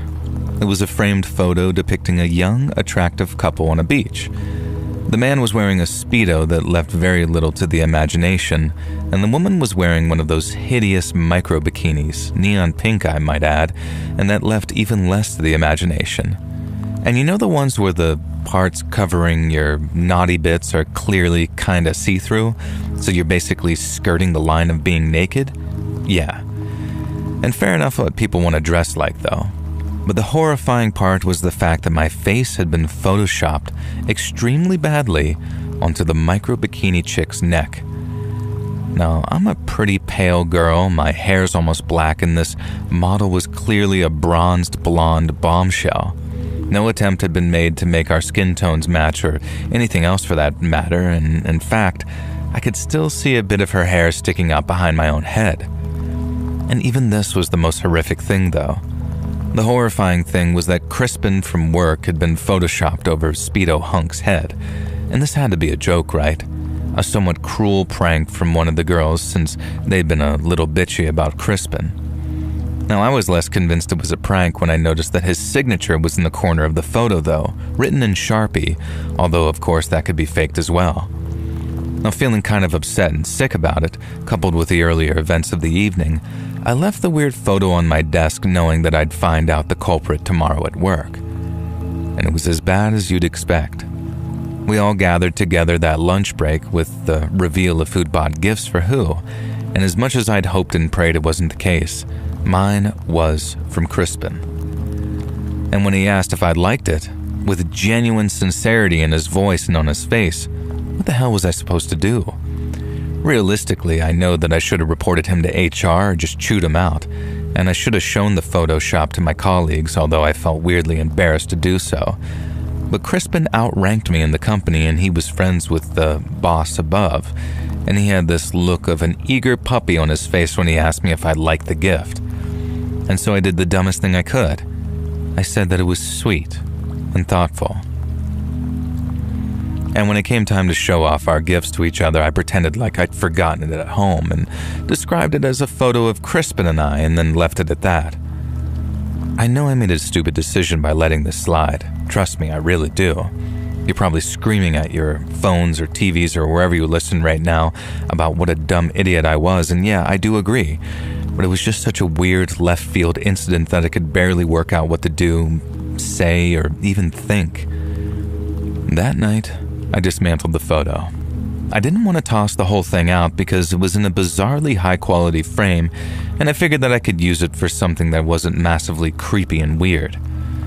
No, I was almost expecting some kind of message to be written on the back of the photograph. Ideally, a reveal that it was all some big prank and more likely a weird confession of love or a poem or something from Crispin. But no, just blank. And so I tore the photoshopped image into pieces, taking special care to decimate the micro-bikini lady and making sure my own head was definitively removed from the body and torn into a bazillion pieces. And once again, I know I'm an idiot for not photographing the evidence, or better yet, keeping it, but I was just so dumbfounded by it all that I wasn't thinking straight. So instead of doing any of the things I should have done, I shredded the photo, threw it in the trash, and then took the trash bag outside and put it in the outdoor garbage can. I figured the further away that I was from the cursed image, the less I'd have to think about it. And I didn't think about it again, not really, until that day at work a few days later. I was in the break room making myself a coffee when I heard the door open behind me. I greeted the newcomer with a "hey," knowing it'd be some member of our small department that I was friendly with. Now, I wasn't even concerned at the idea of it being Crispin. He'd behaved totally normally since the Secret Santa, and I was beginning to think that I maybe misunderstood a joke or overlooked a meme or something that I'd never seen before. And I felt his breath on my cheek before he even spoke. I had no idea how to react before he spun me around and stared me in the eyes, his face glowing and red with anger. "Why did you throw my gift in the trash?" he asked. And his fingers were squeezing tight against my arm, and for the first time in my life, I felt genuinely, terrifyingly threatened by a coworker. I kind of stammered out, not knowing what to say. How the hell could I explain it when it was so obvious why it was so gross, this inappropriate gift that I wouldn't want? He squeezed my arm tighter and then demanded again that I explain why I'd trashed the gift. And that's when I got mad. I shoved him away, back against the small table in the center of the room, and I let him have it with both barrels.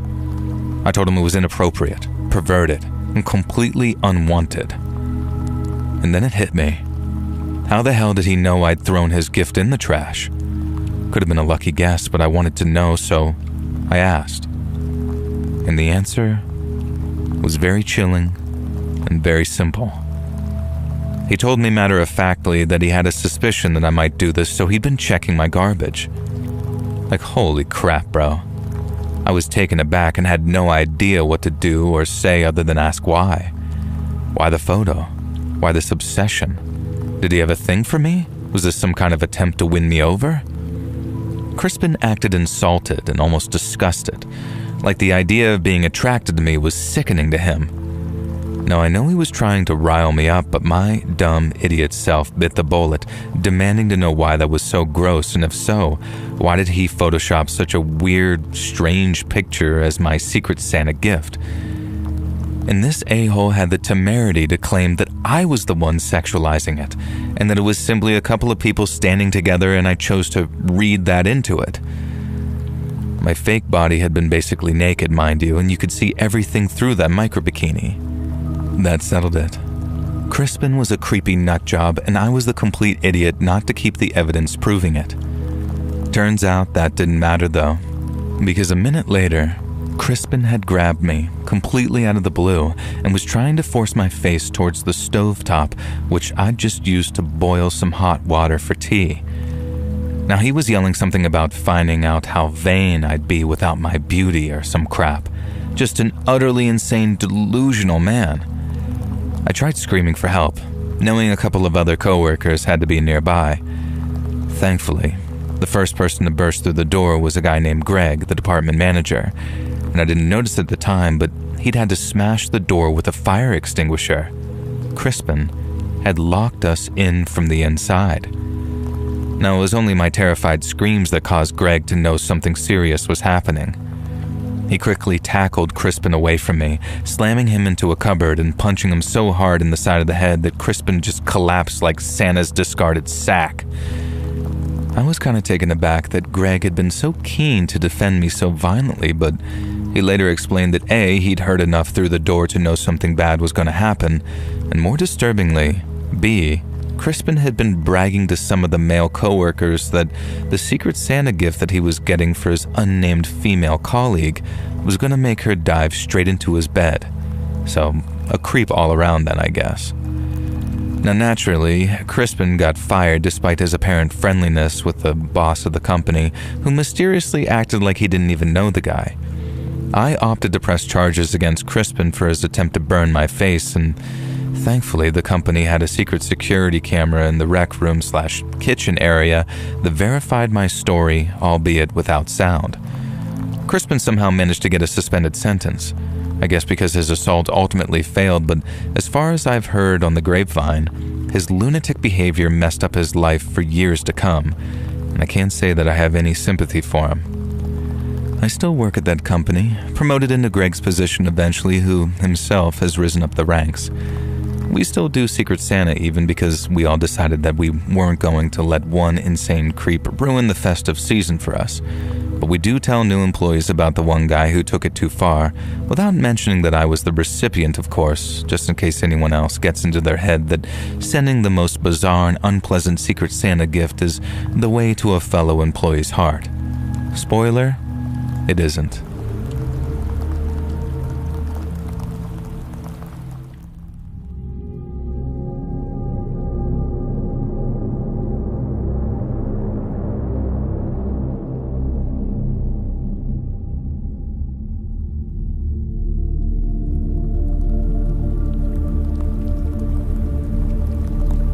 So some years ago, my wife was caring for an elderly friend's mother during her final days. My wife has worked in care for many years, and as our friend's mother had advanced dementia, was entirely nonverbal and bedbound, the family needed some professional support to best help care for their mom.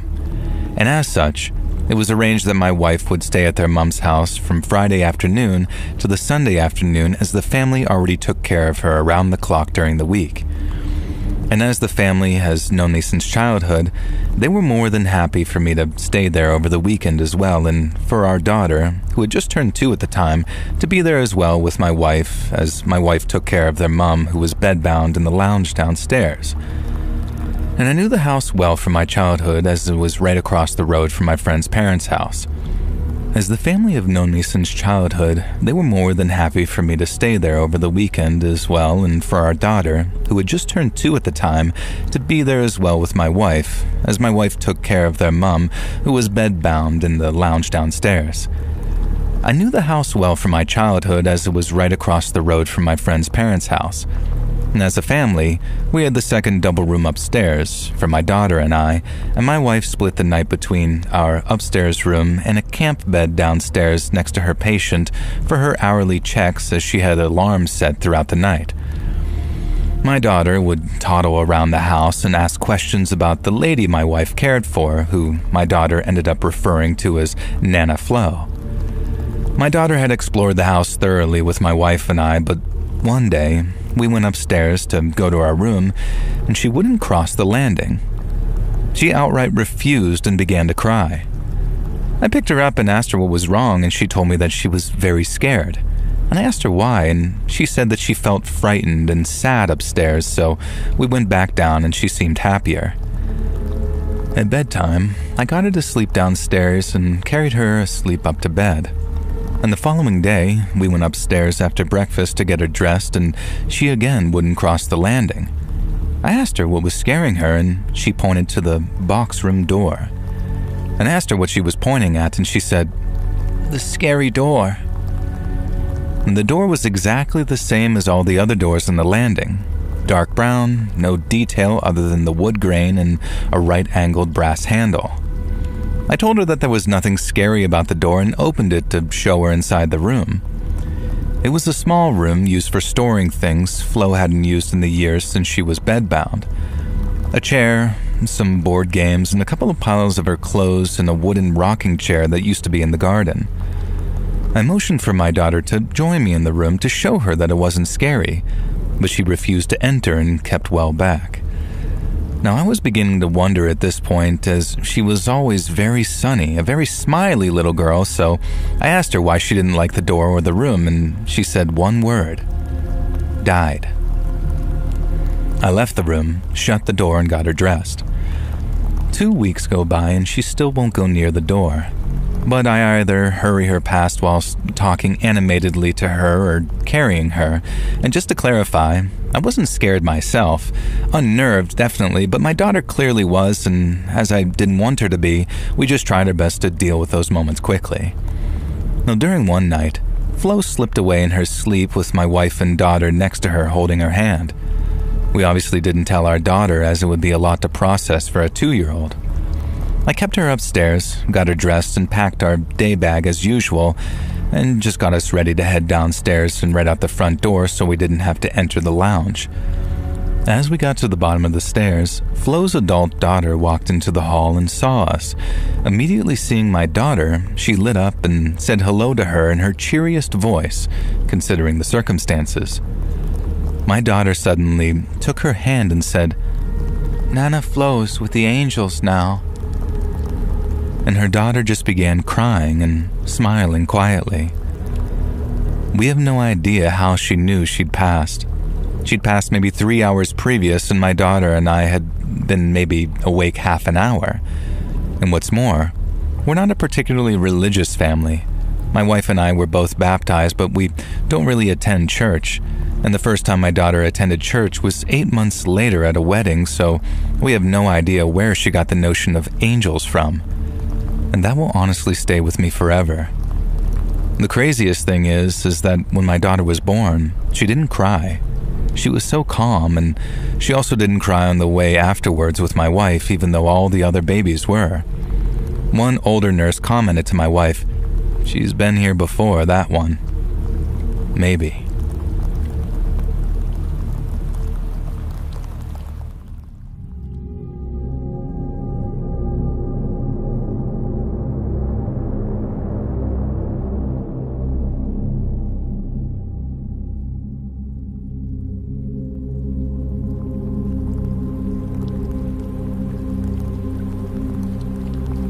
I really can't get my head around why someone would actively want to hurt and scare children in the way that some people do. I guess some people just have something wired wrong in their brain, and maybe their own children were so terrible that they want to spread that pain to others. I don't know, I'm not a psychologist, although sometimes I wish I was. Now, I especially can't wrap my head around the kind of person who would try and ruin Christmas even further for kids who already have nothing. And this whole preamble is a setup for a story about an incident that occurred when I first started volunteering for Toys for Tots. You'd be surprised how many gifts that we'd receive that were either damaged, non-functional, or otherwise simply not following the rules that allow us to pass the gifts on to needy children. Most of the time, it's just people trying to get rid of their unwanted junk, looking like a saint while doing so. That's why these initiatives usually don't allow open products or anything that could have been tampered with. I see people complaining online that we're ungrateful for not accepting anything but brand new sealed toys, but trust me, there are good reasons. And when I first started volunteering for the initiative, it wasn't a big official Toys for Tots group. It was a small, hastily cobbled together idea from the town officials, in particular the mayor who was set up for re-election the next year. And as such, the whole thing wasn't very well organized at all, and not only did we allow unsealed secondhand donations, we also allowed people to bring in pre-wrapped gifts, ready for the kids to open, which looking back now is the stupidest oversight we could have made. Now, it happened about a week before Christmas. I was carting a pile of gifts to the storage room when I felt a sharp stab in the palm of my hand. It was immediately obvious that something in the gift itself had stabbed me. I placed the pile down on the table and inspected the offending item.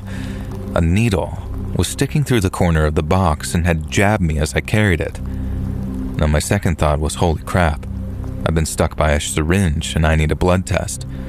But my first instinctual thought was, why is there a syringe in the children's gift? And so I opened the wrapped present carefully, and then the entire thing was a box of empty syringes. They looked like diabetic insulin needles with all the caps removed so that anyone who excitedly tore the package apart, a young child for example, would almost certainly end up stabbed by these needles. One of them had penetrated the corner of the box, which is what had stabbed me. I called my supervisors in, who immediately insisted that I go to the hospital to get checked out because who knows what those syringes were infected with. And I'm pretty sure that they were brand new needles for insulin designed to scare and hurt rather than infect anyone with anything. But I'd promised I'd go to the emergency room just as soon as we'd checked out the other gifts. Now, this part of the story isn't that exciting, so I'll just tell you now. I was fine, the syringes were clean, and my suspicion was correct. And we unwrapped every gift that had been donated pre-wrapped. 4 of the others used the same wrapping paper as the syringe box. Admittedly, it was a popular design, so we had to hope it was just a coincidence. Unfortunately, only one of the 4 was legitimate, a Bug's Life jigsaw puzzle. And here's the delightful list of things we discovered that some deranged soul had tried to pass on to children in need. At least, I hope and pray it was just one person. Firstly, we found a copy of Shel Silverstein's The Giving Tree. The first few pages were normal, but then the darkness started. All the illustrations had been glued over with adult images, some of it being pretty graphic and hardcore. Now, give this book to a little kid and it either traumatized them or get them into some heavy, weird stuff at a very young age. And next was a doll that had been scrawled on and modified in a way that I'd rather not even get into explaining. It had been placed back into the box with a blanket wrapped around the toy so the modifications weren't immediately obvious either. And finally, and most disturbingly, there was a pretty expensive teddy bear. On the surface, this seemed fine, until one of my colleagues noticed some slightly incongruous stitching on its back. We didn't unpick it ourselves, but when we called the cops and handed the offending items over, we were later told that the teddy bear contained a medical blood bag filled with pig's blood. This happened in the 90s, and security cameras and due diligence were all a bit lax back where I worked then. And we were all devastated that our good deed, collecting gifts for the local orphanage, had been so corrupted by hopefully just one person looking to absolutely ruin Christmas for kids who already had a hard, grueling life. It just destroyed us all. We hadn't exactly received a lot of donations in the first place, so the meager offerings that we had for the children's home just felt extra pathetic now that this individual, who was never identified or caught, by the way, had absolutely destroyed something so wholesome. We proposed to the mayor and the township that next year we'd be far more vigilant with the gifts we accepted, refusing to allow pre-wrapped gifts and insisting that the toys for the kids had to be new and sealed. But ultimately they decided that no, this had put a strain on the whole thing and the initiative would be canceled going forwards. Thankfully, there are other towns, and these days there are much more official Toys for Tots initiatives that are well managed and carefully vetted. But if you're one of the many people who thinks we're too picky or demanding over what we'll accept, then please remember my story. There are some people out there who are just so sick and depraved that their idea of a good time is permanently ruining the festive season for little kids who already live difficult lives. I just hope that those people face judgment in the next life, or better yet, one day karma will bite them in the butt in this life.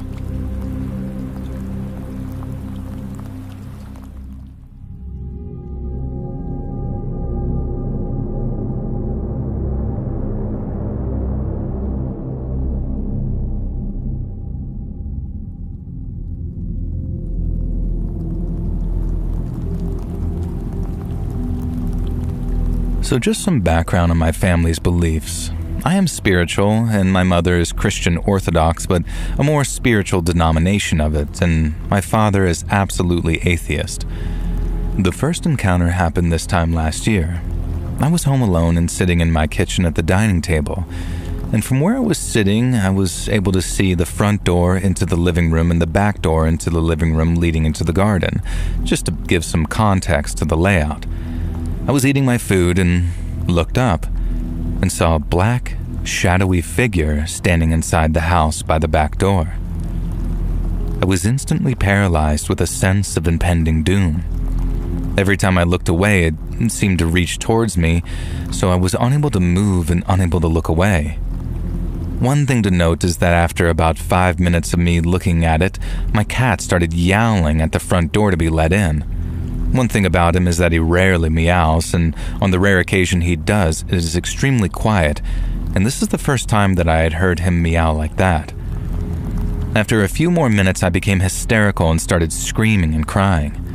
And the entire thing lasted about 40 minutes until my mom came home and got me out of my hysterical state.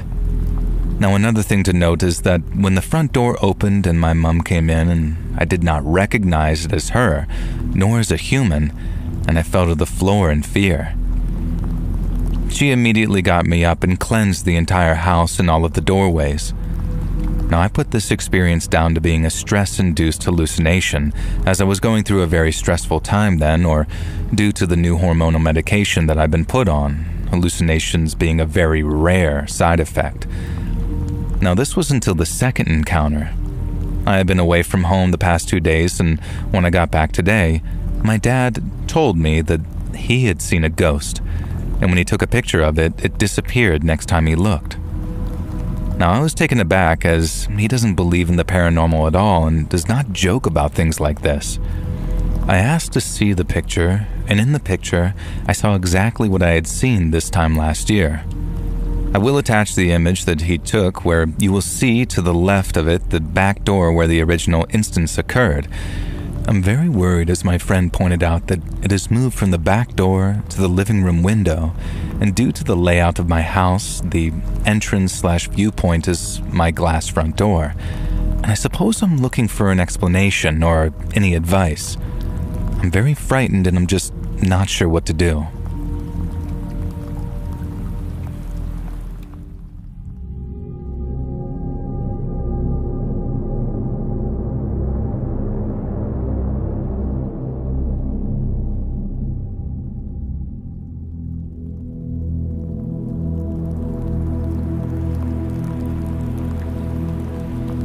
I never particularly enjoyed the company of my neighbor, Ronnie, back in the day.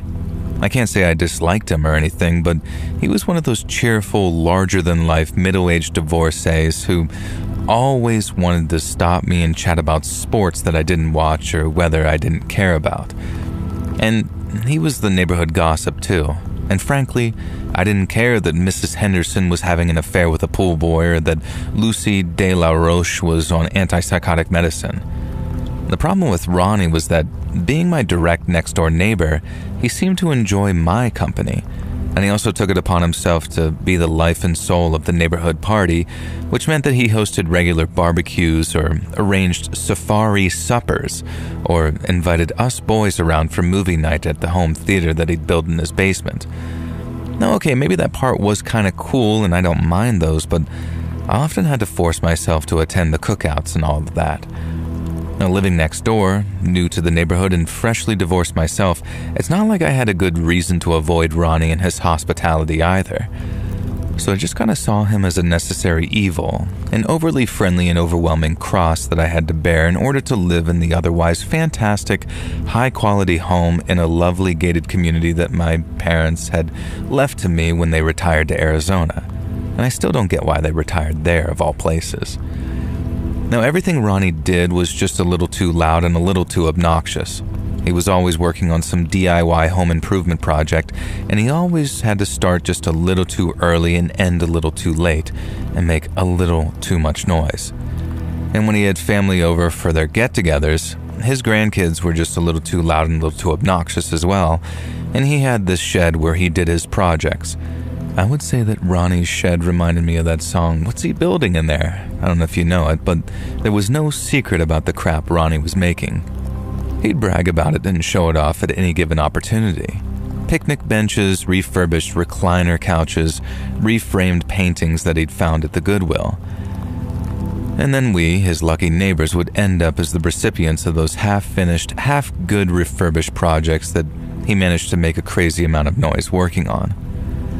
Now, I feel bad talking crap on Ronnie like this, and I know that I seem like an a-hole, but would it help if I told you that Ronnie's here right now as I'm writing this and kind of goading me into making myself look like a jerk? You see, Ronnie and I are best friends now, ride or die, and I love him like a brother despite the 20-year age gap. And it's all because of one Christmas a few years ago where he drove me mad by playing that Simply Having a Wonderful Christmas Time by Paul McCartney on repeat. And like I said, Ronnie did everything just a bit bigger and just a bit louder, and this included Halloween and Christmas. As soon as October 1st rolled around, he'd go all out decorating the exterior of his house for the spooky season. December 1st, the same. Ronnie would be out there stringing up lights and setting Santa up on the roof, doing this whole grand display. And you gotta hand it to him, he did a great job. It was probably the highlight of the neighborhood each year, and if you want some context as to how much people liked Ronnie's Christmas decorations, consider this. They broke numerous HOA rules, and the HOA let them get away with it without a peep. And do you know how beloved in the community you have to be in order for the Homeowners Association to turn a blind eye to something? Yeah. And so, 'twas the night before Christmas, and all through the neighborhood, not a creature was stirring, except for the animatronics on Ronnie's lawn and the glowing flashing lights. I'd learned to just tolerate it by then, invested in a sleep mask instead of being the local neighborhood curmudgeon at 27. And what I couldn't stand, though, was the fact that he decided to play Christmas music at what felt like a pretty unreasonable volume at 11:18 p.m. Wonderful Christmas Time by Paul McCartney, and only that song, too. And I heard it on repeat 4 times. There hadn't been music blaring from his house either. Was he having some kind of late-night family party? This just seemed weird even for loud, proud Ronnie. And then the song started for the 5th time, and this time it was louder. 6th, louder still. And eventually, when Paul freaking McCartney was on his 9th loop of singing The Party's On and The Feeling's Here, my windows were rattling and I was just about ready to go over to Ronnie's and remind him about Mark David Chapman and the fate of another Beatle. Okay, maybe not quite that drastic, but I was gearing up to go over there and finally yell at the guy. Yes, even on Christmas Eve. And I could see the lights going on in other houses in our small gated community too. Silhouetted figures peering out at Ronnie's place. And as I was pulling on my coat and boots, the song looped again, even louder this time, and I knew that there was no going back. Time to pay my neighbor a visit and tell him and whatever guests he had that they needed to keep it the F down. Some of us had Christmas in the morning. And the way our houses are positioned, I can't see Ronnie's front porch from any of the windows I've been looking out of, so when I arrived on his lawn, I could immediately see something was off.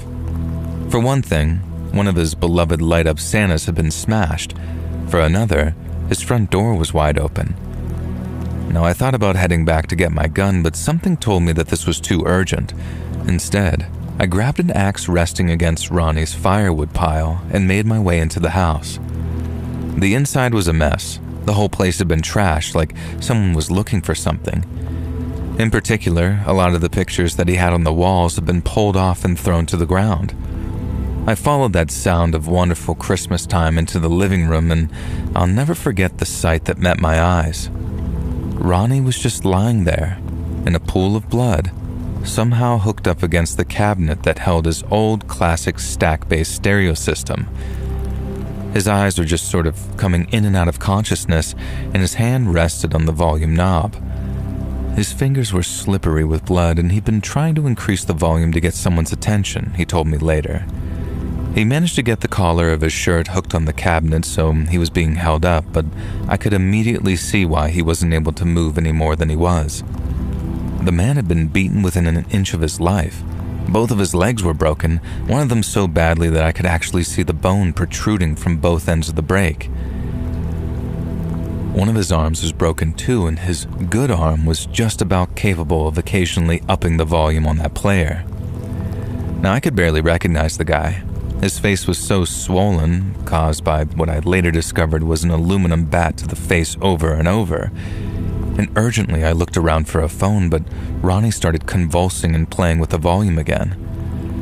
Now I shot them this look, and through the pain I could see that it was glancing upstairs. And just when he lowered the volume, I heard it. Footsteps upstairs. Again, I tried to find Ronnie's landline, but he started acting frantic again. He wanted me to leave, but like hell was I leaving him to whatever fate the intruder had in store for him. Now, I was still holding that axe. I had no idea where Ronnie kept his guns, and to this day I have no idea why I behaved so recklessly and stupid, but it was Christmas Eve, so why not? I decided to rush upstairs and confront whoever had done this to Ronnie, armed with some rusty log-cutting axe. Now, immediately I saw the guy. He was short, and I had a good 80 pounds on him, and he was pulling pictures off the wall and opening cabinets, which I later found out was an attempt to find Ronnie's safe. I didn't even think. I didn't even feel like going down for murder by attacking a man from behind with an axe, so I flipped the weapon in my hand, and with all the force I could muster, I charged the intruder and cracked him in the side of the head with the handle of the axe. I expected him to fall immediately, but instead he turned to face me, fury in his eyes, as much as I could see through the ski mask anyway. I also saw that he was holding a pistol. Screw this, I thought, and swung the axe at him again, this time not caring about using the business end. Now, in my grand incompetence, I hit him with the butt of the metal axe, and this time he did fall. Now, the first thing I did was swipe up his gun. Next thing was, realizing I was in Ronnie's office, I grabbed up as many USB and Ethernet cables as I could and put my Boy Scout training to use, tying the guy up as tightly and excessively as I could with goddamn computer cables. I didn't really know what to do next, so I kind of just sat on the couch in Ronnie's office with the gun trained on this intruder, and eventually realized that I was in shock when one of the other neighbors was standing in the doorway, shouting my name over and over to get my attention. Now, the story's getting hella long now, so I'll just summarize the rest. The intruder was Ronnie's estranged son, who decided that Christmas Eve was the perfect time to rob his dad of the valuables that he kept in his safe. It turned out that Ronnie was a pretty rich man and kept a lot of valuables on hand for whatever reason. And for whatever reason, his son, who has become estranged through the whole series of events that isn't really another man's business to share here, decided to finally cause his old man to croak and take everything. Ronnie decided that he owed me a life debt for saving him, and after that I couldn't get rid of him even if I wanted to. And it surprised me to realize that I didn't want to. I liked Ronnie quite a lot, in fact, and eventually we became best buds. Like I said, he's here while I write this, encouraging me to do it, in fact. And now he's wheelchair bound, sadly, but his injuries really took a lot out of him, and his son won't be getting out of prison anytime soon. Ronnie struggles to be the master of ceremonies for cookouts and Halloween and Christmas now, so I help him, almost like a Robin to his Batman. And he refused to move out despite all the bad events and memories, and honestly, I'm just so glad that he stuck around. He's one of the best people I've ever known, and I still feel like a jerk having such a negative opinion on him early on, just for being larger-than-life friendly. But he says it's my penance that I have to share this part of the story, and Ronnie loves nothing more than giving me a hard time. So every Christmas now, since the events of 10 years ago, I help Ronnie decorate for Christmas. And my now wife joins in too, and my 2-year-old daughter already calls him Uncle Ron Ron. Life's very different now for both of us, and it was a terrible, harrowing experience, but we came out of it with a kind of lifelong friendship you'd be extremely lucky to find. And there's only one rule that we have between us, though. Never, ever again are we going to listen to A Wonderful Christmas Time. Screw that song. But Merry Christmas.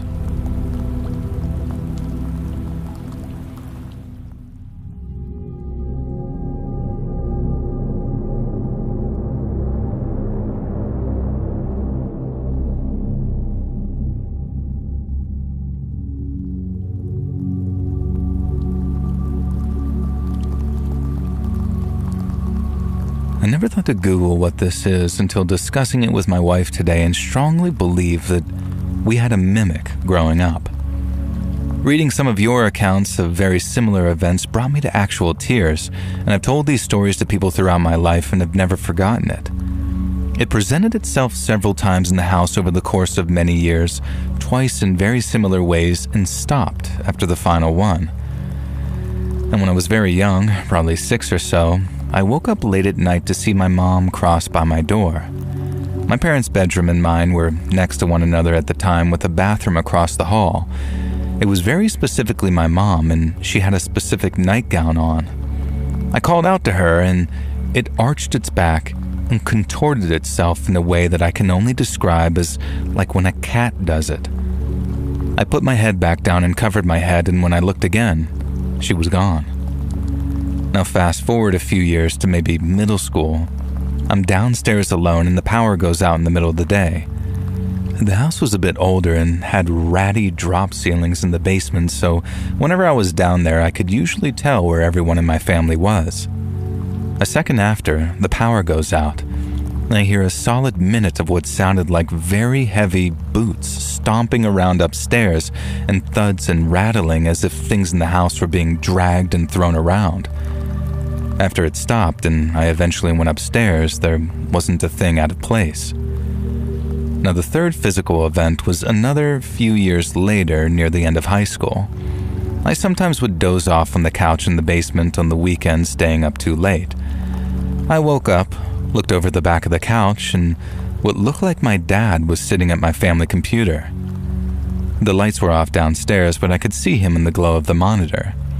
This was pretty unusual, as my dad was not really a night owl, and I called out to him, and the same thing as the first time happened, as I can only describe it as bristling and changing its posture to be deeply hostile, looking without turning to look at me.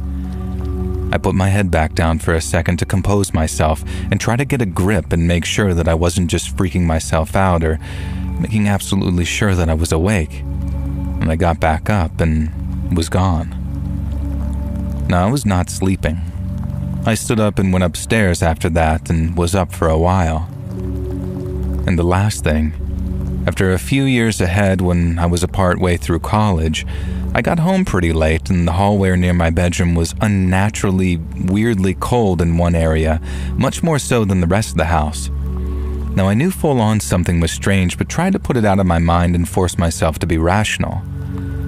I got in bed and felt someone sit on the edge of the bed on the side away from where I was facing. Totally frozen in shock at this point, it put a hand on my shoulder and said, "Hey, wake up."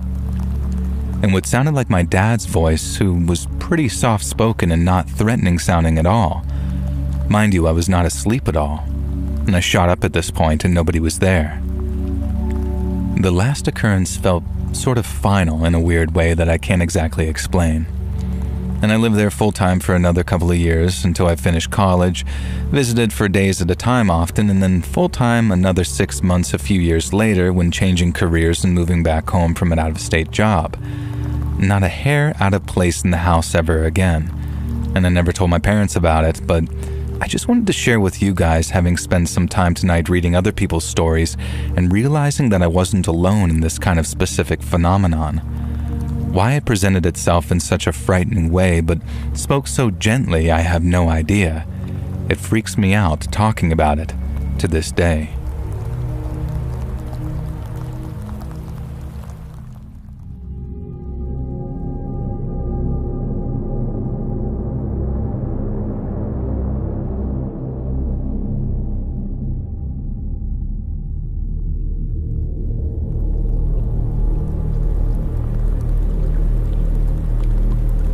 So we moved to this house 2 years ago. Previous owners were here for 2 years. The ones before were here for a year, and the ones before that were here for a decade. They were the original owners. I'm not a witchy person, but I know that there's stuff out there that I can't explain. I know salt, ash, and blood are powerful tools, and 3 a.m. scares me. Now, I have a preschool-aged girl. My mother watches her while I work, and my mom sent me this text yesterday saying, "Creepy story. I forgot to plug in the kid's tablet and it died, and while it was charging, she was on the floor playing with her dinosaurs. She got up, came over, and asked me, 'Why did you open my door?' And her door is closed. I told her that no one opened her door and that it is closed, and she said that a person opened her door and stomped into her room and that they were wearing stripes all over. And I asked her when this happened, and she just kept repeating the story. I stopped myself from asking if it scared her and didn't want to put that idea into her head. I wasn't sure how to ask her how it made her feel, and she seemed to be more curious than scared. Now, around this time last year, my kid kept walking up crying about angry eyebrows in her walls, and I had her help me rub her walls with salt and burned a candle. Apparently it helped a lot, and she hadn't been scared or said anything creepy since until yesterday. And then last night, while I was putting her to bed, she kept looking at her door and quietly sobbing, saying, oh no, and hiding her face. I couldn't get any info out of her, but I had a very icky, off feeling. Middle of the night, at 3:48, there was a loud thud picked up by our baby monitor, but nothing to cause it, and she didn't wake up. I'm trying to convince myself that this was just the cat being a cat, though nothing in the hallway was disturbed. The monitor doesn't record, and it's just a cheap one, basically almost like a walkie-talkie. But what do? What can I do? Should I get my kid into therapy? Should I burn some sage that I grew myself? Not smudging, as that's a closed practice. I just know that it's a cleansing plant. Should I salt her room again? Add ash? I tried asking in the witch subreddit and then the spells subreddit, and they both said that this belonged here in r/paranormal. Instead, then deleted my posts. Just help me out because I'm scared.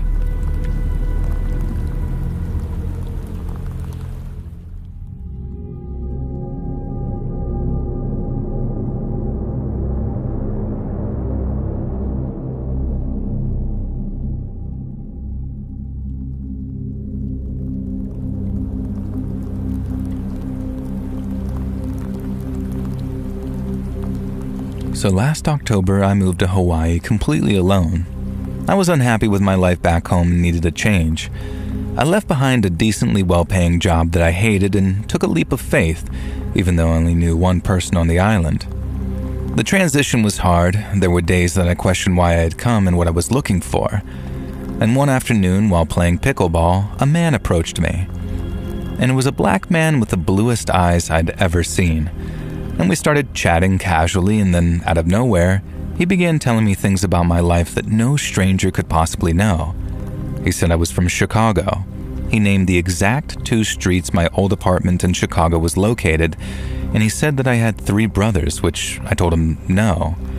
And after a minute, I realized that he was talking about my blood brother and my 2 stepbrothers. I don't see my stepbrothers, so I don't even think about that right away. And he told me that I was Polish and spoke about the close bond that I have with my mother. And every detail was true. I was completely stunned. My first thought was that he might be a stalker, but the conversation continued.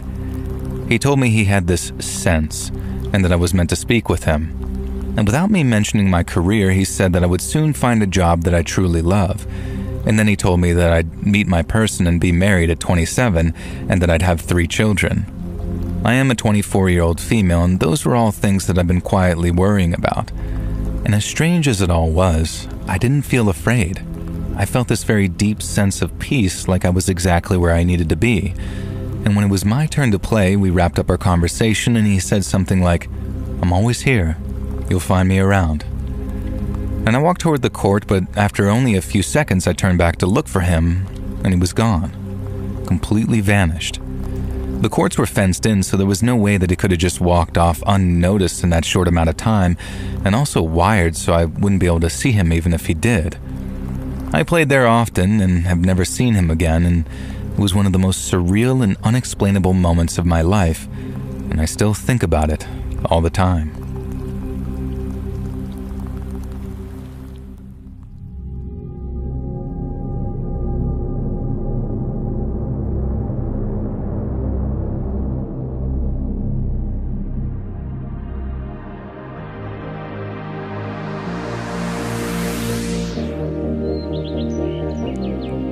Hey friends, thanks for listening. Click that notification bell to be alerted of all future narrations. I release new videos every Monday and Thursday at 9 p.m. Eastern Time, and there are super fun live streams on Sundays and Wednesday nights. If you got a story, be sure to submit them over at my email, letsreadsubmissions@gmail.com, and you might even hear your story featured in the next video. And if you want to support me even more, grab early access to all future narrations and bonus content over on Patreon, or click that big join button to hear about the extra perks for members of the channel. And check out the Let's Read podcast, where you can hear all of these stories in big compilations located anywhere you listen to podcasts. I also have a true crime channel called Saturn Soul. Check it out, all links in the description below. Thanks so much, friends.